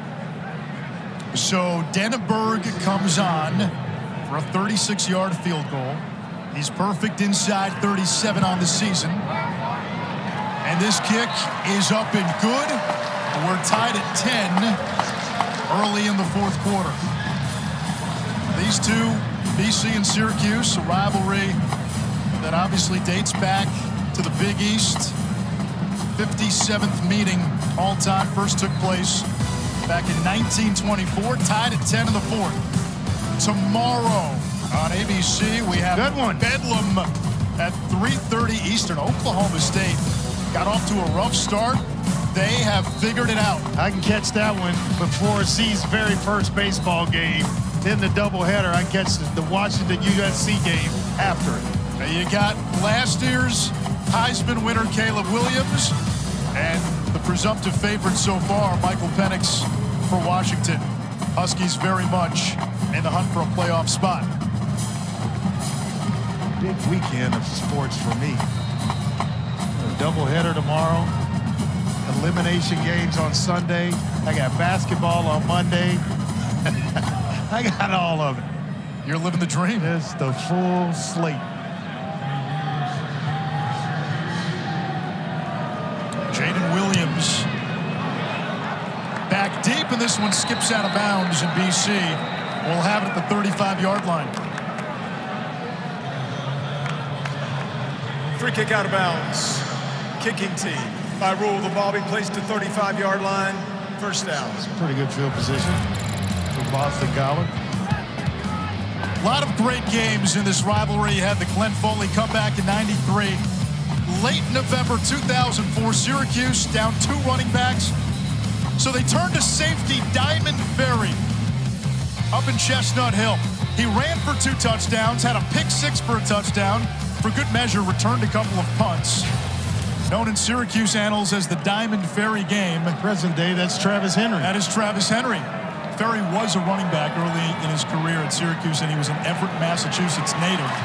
As Robichaux gets tackled at the line of scrimmage. And what's interesting about that game, BC, led by Matt Ryan, had the Eagles won that game in their final Big East season. They had a BCS bowl bid and a Big East championship. Wow. Syracuse needed that win to become bowl eligible, and by doing so, they also clinched a share of the Big East, and that was the final win of Paul Pasqualone's Syracuse head coaching career. The ultimate compliment for a guy in a uniform is that he's just a football player. And that's what Diamond Ferry was that day. He was. Just a football player. Castellanos with time. Over the middle, and he completes.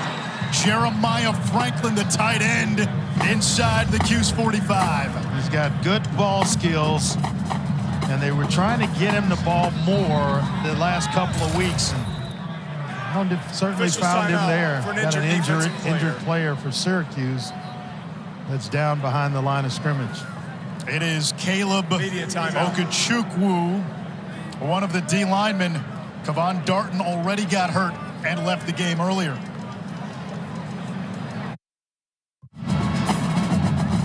Okechukwu to the sidelines. We just watched the replay. His shoe came off. He went down. BC looked like it was trying to get decided to stay there to the line quickly and call a play, and Okechukwu was able to get a stall. Smart move. Eagles ball at the 45, pistol set. Robichaux, a battering ram to the 42, a gain of 3. He's a downhill, no-nonsense runner. And that's, I think, Boston College's plan going forward. If I'm going to use Robichaux in the running game, get him going downhill quickly towards the line of scrimmage, and that's where he's going to do most of his damage. Running laterally, not really his style. Okechukwu back in for Syracuse. Tomlin goes wide, low snap. Castellanos stands in the pocket, hits Robichaux. Ball is out on the hit by Barron. Syracuse picks it up and takes it inside the 45 of Boston College. And now Robichaux is down at the 40. There is a flag down. I think it's going to be and this might be targeting. Yeah, defenseless player is the activator.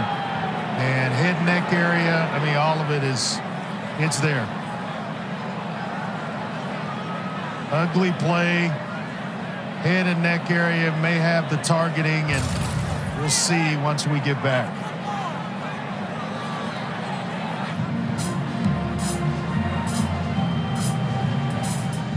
Here's the last play. Castellanos finds Robichaux. The ruling on the field was catch, fumble, recovered by Syracuse. The flag initially that was thrown was against BC, illegal man downfield. Now they're looking at it for possible targeting. They're also looking to see if it was a catch. Let's bring in our rules expert, Matt Austin. There's a lot to dissect here. First, let's start with, was that a catch? Well, that's a tough question. He did get firm control of the ball. He did turn upfield. He got 2 feet down. After the ruling on the field. Ruling on the field stands. Also, there is no foul for targeting. First down. I think those are 2 correct calls.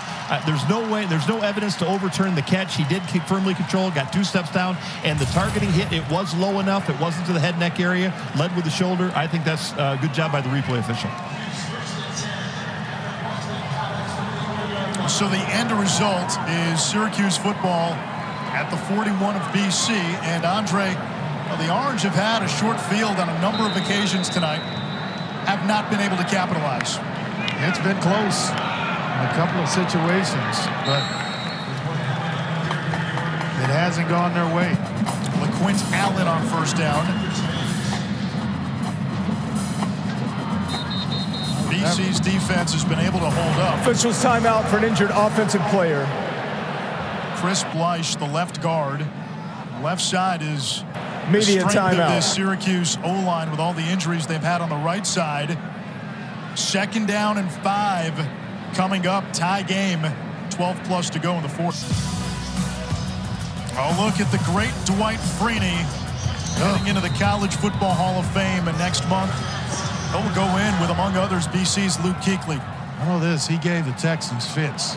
Here's LeQuint Allen, north of 100 yards rushing on the day, and picks up a first down close to the 25-yard line. And Syracuse wants to go quickly. Let's see if the Orange can break this drought. 4th drive is starting with field position better than their own 45, and they don't have any points. Del Rio Wilson on the slant, finds Hatcher. He has it taken away by Elijah Jones.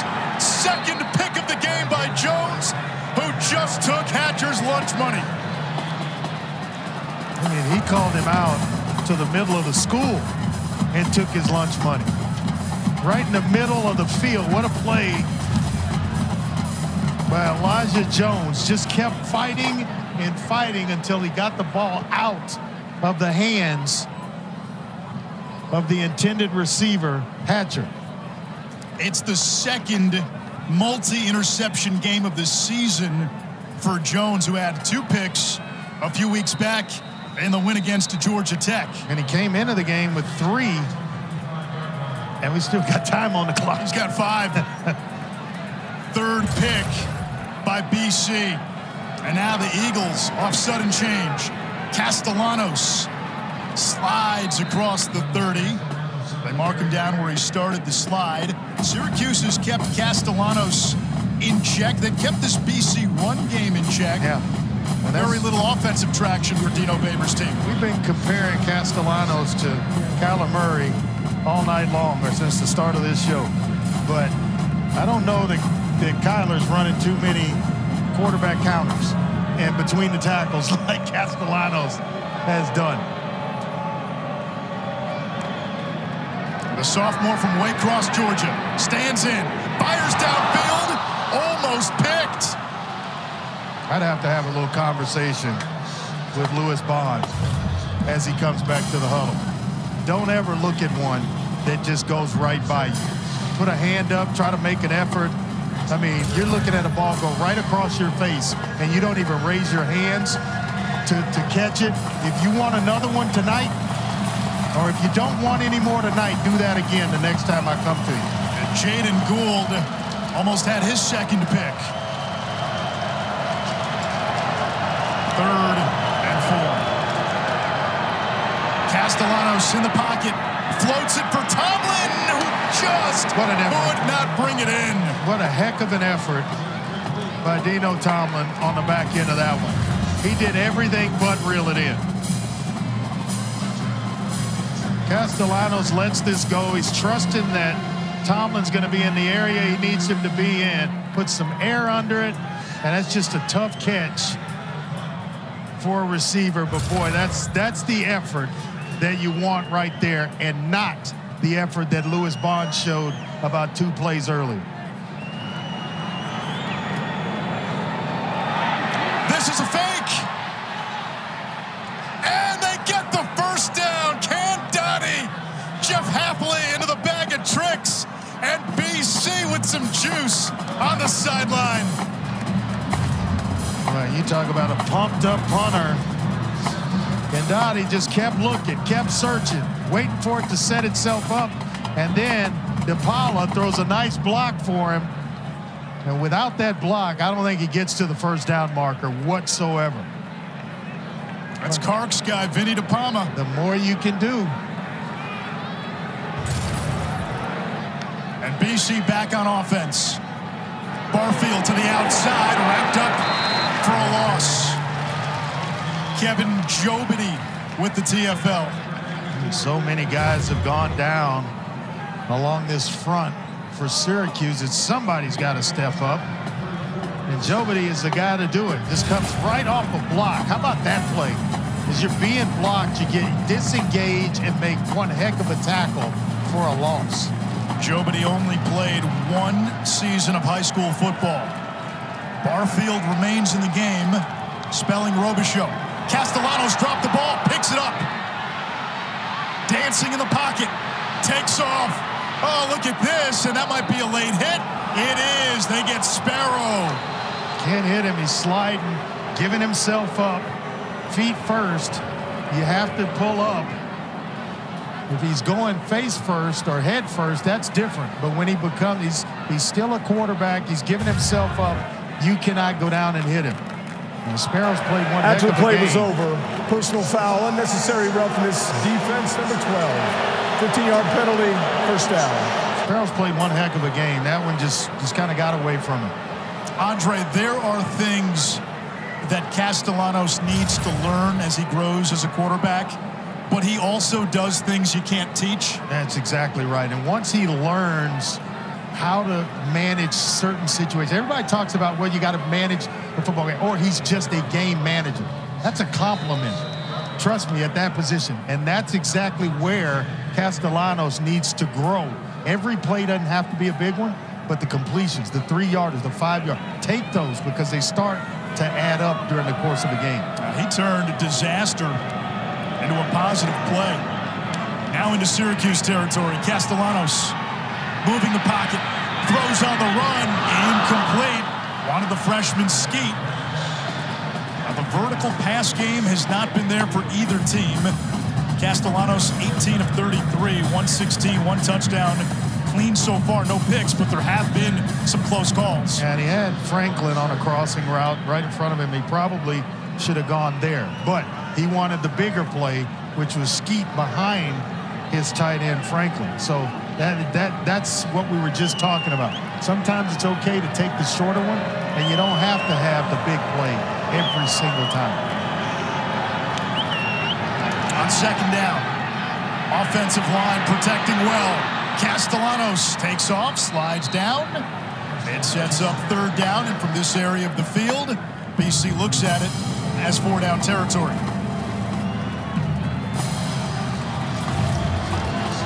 Let's take a look. This is what I'm talking about in terms of the education of a quarterback. Franklin is wide open, right in front of him. Give him the football right now. Instead, he holds it, pulls it down, and then has to run and subjects himself to being hit. Sometimes just take the little ones.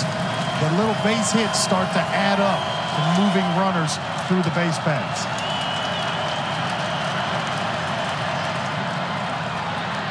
Castellanos into the embrace. No, this is Kevon Darton, who's back in there. It's fourth down from the 41. About 3 yards and change to go, and they will bring on Candati, the punter. So this is now faith in the BC defense, which has been superb tonight. And it's also outside of that let's go for it range when it's about 4th and 3 or so when you cross midfield. Jeff Hafley would go for it if it was just a yard closer, but now he's going to punt it away and try to pin Syracuse inside its own 10. This one bounces into the end zone, and Syracuse has it at the 20-yard line with 7:35 to go in a tie game.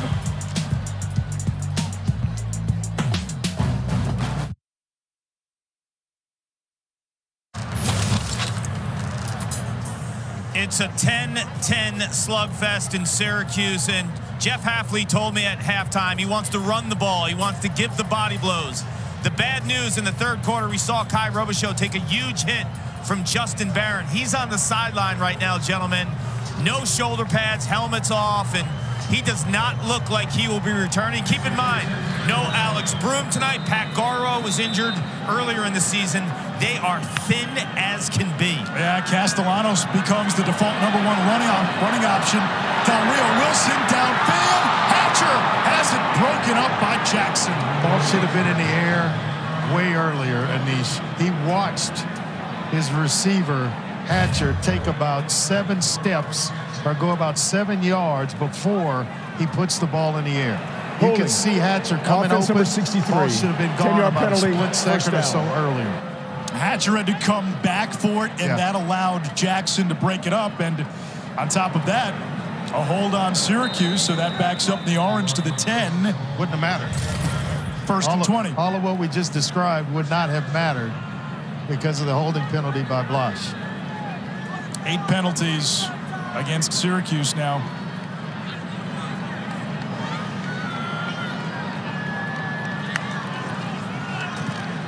Del Rio Wilson will try to run. And he's pulled down by Ezaraku.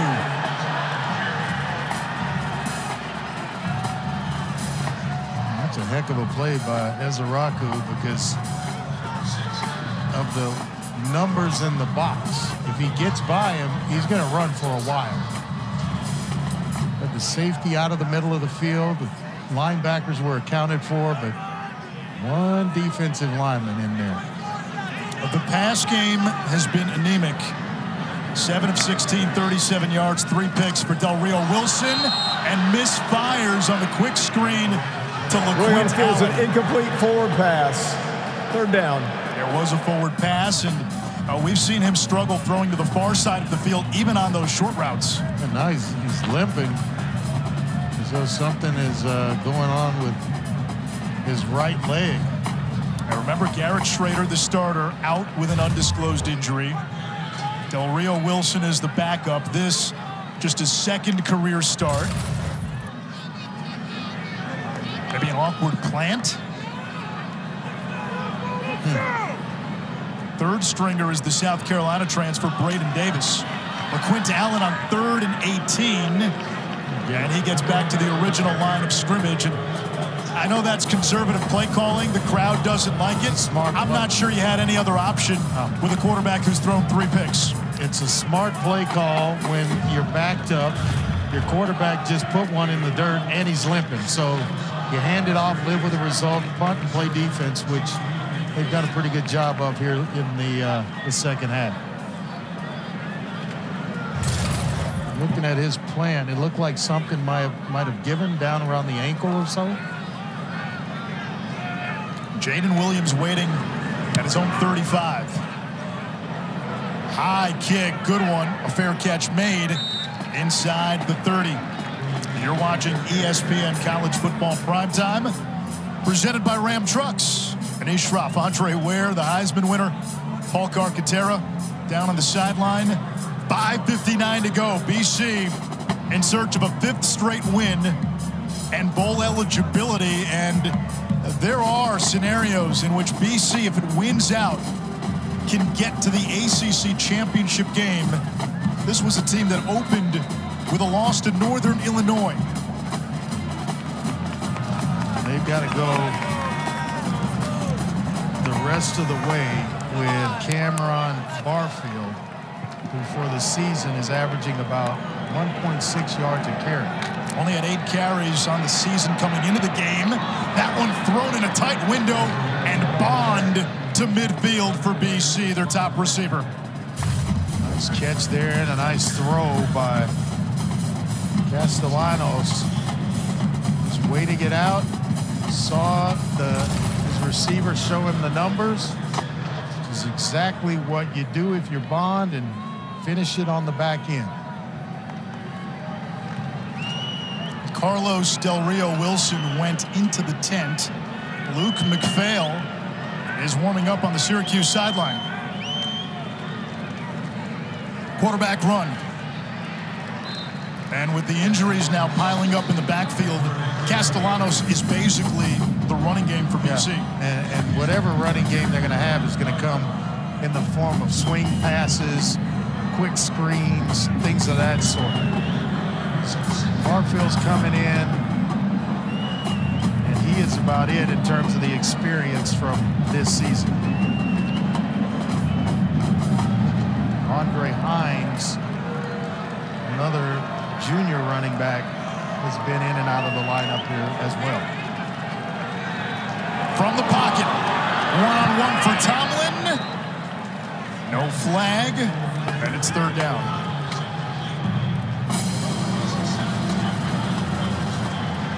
Just not able to hit explosive plays down the field in the passing game. Got a couple that across the middle, but in terms of trying to hit when a receiver's on the move, he's not been effective in that department.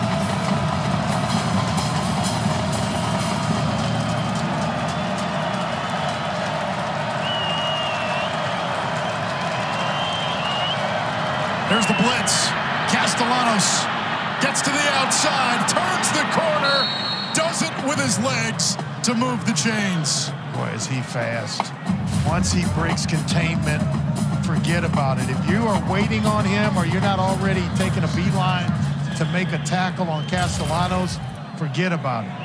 Nobody has a chance on that back end. Tomlin on the screen, the Maryland transfer. Turns that into a nice pickup.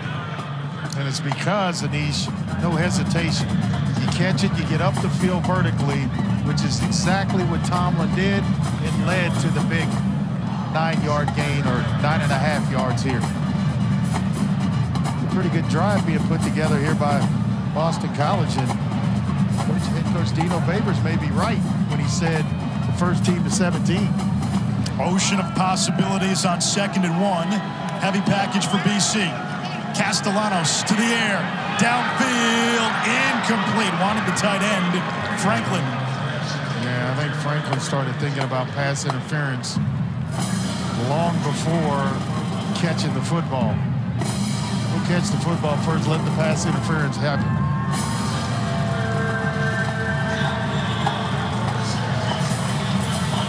Gould has played some game as well. He's been all over, along with Barron. Called Jason Simmons on a couple of plays. The safeties have played a big role in this game for Syracuse. Andre Hines, the running back. Castellanos takes off and picks up the first down for BC. And now the Eagles will be content to milk as much of this clock as they can. 3:30 and ticking.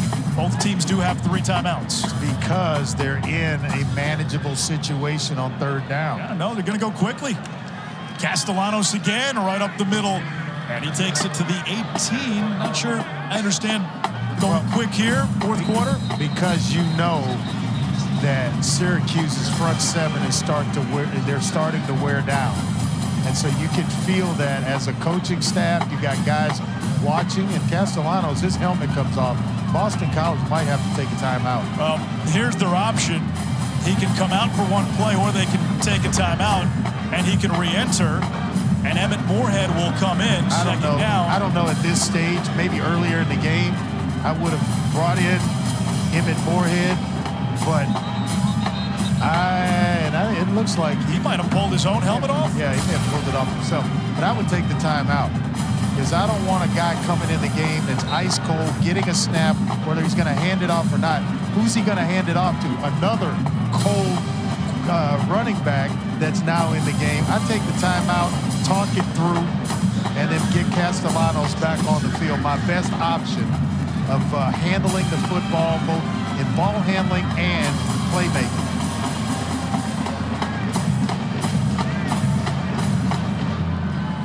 I don't know if Andre Hines has a carry for the season. He does not. Timeout. Yeah, they Boston finally College, do the smart thing. Their first of the half. I totally agree with this. Timeout. So that allows Castellanos to return. Let's look with our playbook presented by IKEA.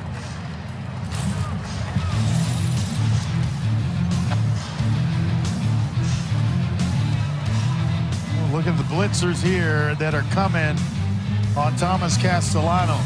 And he is going to have to try to make somebody miss. And you got a spy right in the middle of the field. And Marlowe Wax, who just can't seem to get there. This young man is dynamic when he pulls it down, makes it tough on defenses as well as defensive coordinators to prepare for it. So the timeout allows Castellanos to return. Look at the numbers tonight, 21 rushes for 80 yards. We have marveled at his ability to improvise when the play goes off script. 2nd and 4, 2:41 to go. They keep it on the ground. And look at the offensive line, the escort to the 10-yard line. Andre Hines, his first carry of the season, and it gets BC a first down. Nice job by the offensive line to get pushed Syracuse. inside. Big Christian Mahogany. 30-second timeout. That right guard moving the pile, and then the rest of the fellas just kind of joining in, helping Please reset the Andre game clock Hines to 2 minutes and pick up a first down. 2:33, please. Syracuse uses the first of its 3 timeouts. Week 10 of the college football season continues tomorrow. In the ACC, you've got number 13 Louisville against Virginia Tech. Hokies dismantled Syracuse last Thursday in Blacksburg, North Carolina. They get a breather against Campbell, and then Miami going to Raleigh to take on NC State. How great of a soundbite has Dave Doran been this season? Pretty good one. And at his teams, they're going to fight you till the end. They'll fight you for 60 minutes. A tough one, though, this weekend. They had the win against Clemson.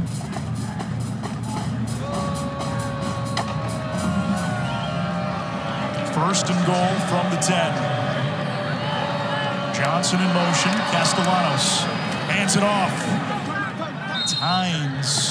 The only thing you worry about with a young man like Hines coming in the game carrying it is ball security. And I'm sure every coach, as he carries it and Syracuse continues to call timeouts, every time he comes to that sideline, it is going to be an education in ball handling and holding on to the football. He is going to get a tutorial from the running backs coach. He's going to get it from Jeff Havley, the head coach, and the offensive coordinator, Steve Shipko. Syracuse using its second timeout. 2:29 to go. And Guy Robichaux might be in that conversation as well. Yeah. Make sure you got two hands on the football, because we can put it away right here. Lino Babers has not won a game in his career as a head coach when his team scores less than 20.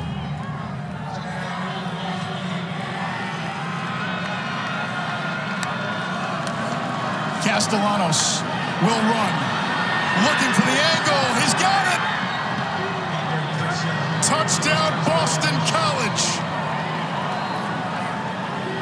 And he had Tomlin on a little slip screen, one-on-one out in space, but it was designed for the quarterback to look that way and come backside.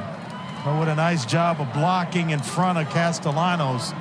He's going to have Tomlin one-on-one. If he decides to throw it there, he comes back. You get leverage on the defense in terms of being able to get outside. And what a nice run. The extra point, good. 17-10, Boston College, 2:23 away from leaving Central New York with a win. Nice, excellent job, almost like quarterback counter. And it just got everybody inside. One little false step put the defense out of position to make a tackle on Castellanos outside. And here we go. Buckle up, Anish. We got a fantastic finish again on a Friday night. Look at the time of possession. 40 minutes plus for Boston College. Less than 20 for Syracuse.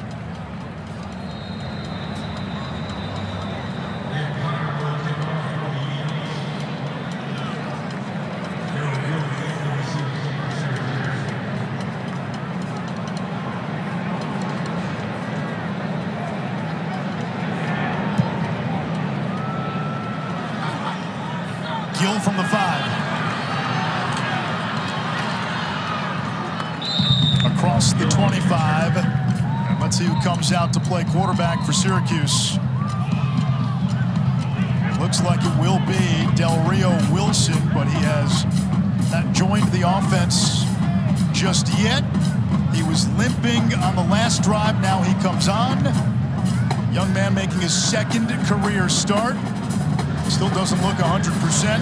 No, and it looks as though he's got like his right hamstring taped as well, like on the outside of his pants. There's orange tape. One timeout. Over the middle, it's tapped in, it's picked. Intercepted by Batson. It's the 4th interception by BC. The Eagles had Syracuse, where the Orange were in a precarious spot and they had to throw the football. And the passing game has just not been there today, and BC's defense comes up with a play. Yeah, nothing you can do about that as a quarterback, but it happens. It still goes on your stat line, but you just hate tips. And you got to give credit to Elijah Jones. He didn't get the interception, but he was responsible for another one. 2 of his own tonight and responsible for a 3rd. What a game by Jones tonight. The first career pick for Cole Batson. Elijah Jones had 2 picks, as you said, 4 interceptions for this BC secondary. And the Eagles now just have to run out the final 2:13. Wasn't the prettiest game. BC continues to find a way. Hines carries defenders to the 40. They can stop it once. They have one timeout, they being Syracuse.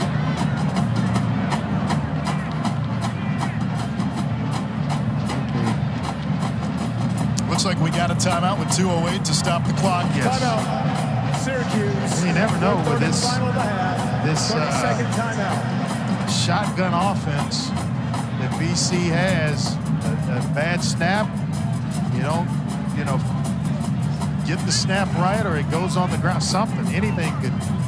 It's still at play when you don't go under center and take a knee. Well, for Boston College, barring anything unforeseen, they're headed to 6-3, 5 straight wins. Bowl eligible. Bowl eligible, and again, there are still scenarios where they can play for an ACC championship. Virginia Tech at Pittsburgh. You get Miami at home. Certainly a chance in all those games. Miami will be a tough one. That game at the end of the season, we know what happened when BC and Miami back in '84 played at the end of the season. Oh, yeah. A little magic that happened. A little magic. A legend was born. A Heisman was won. And on the flip side for Syracuse, you're looking at a 5th straight loss. Yes, they were more competitive.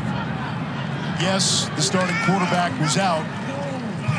But the vultures that have been circling this program, especially head coach Dino Babers, they start to swoop in a little closer. The noise doesn't go away. Yeah, they're going to continue to circle, that's for sure, until you start posting a win or get a string of wins going.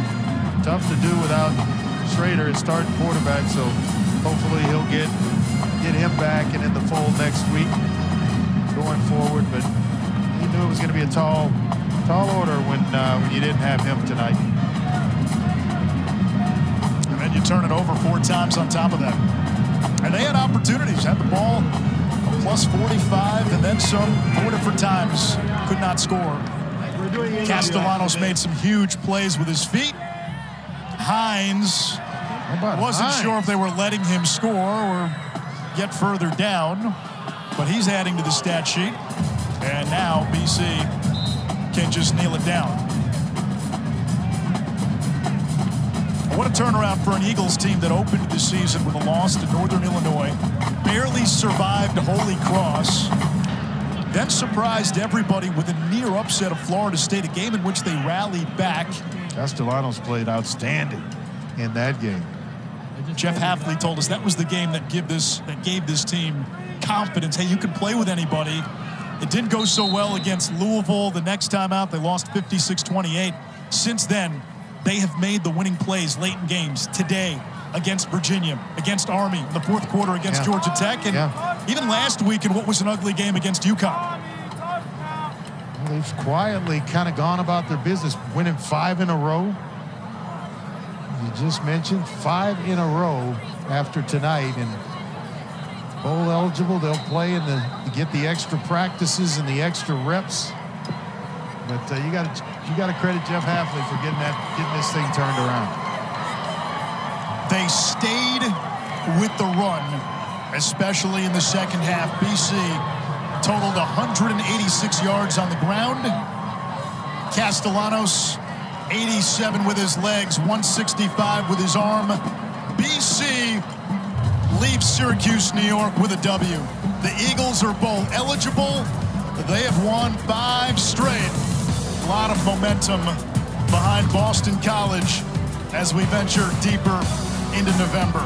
Our final score from the JMA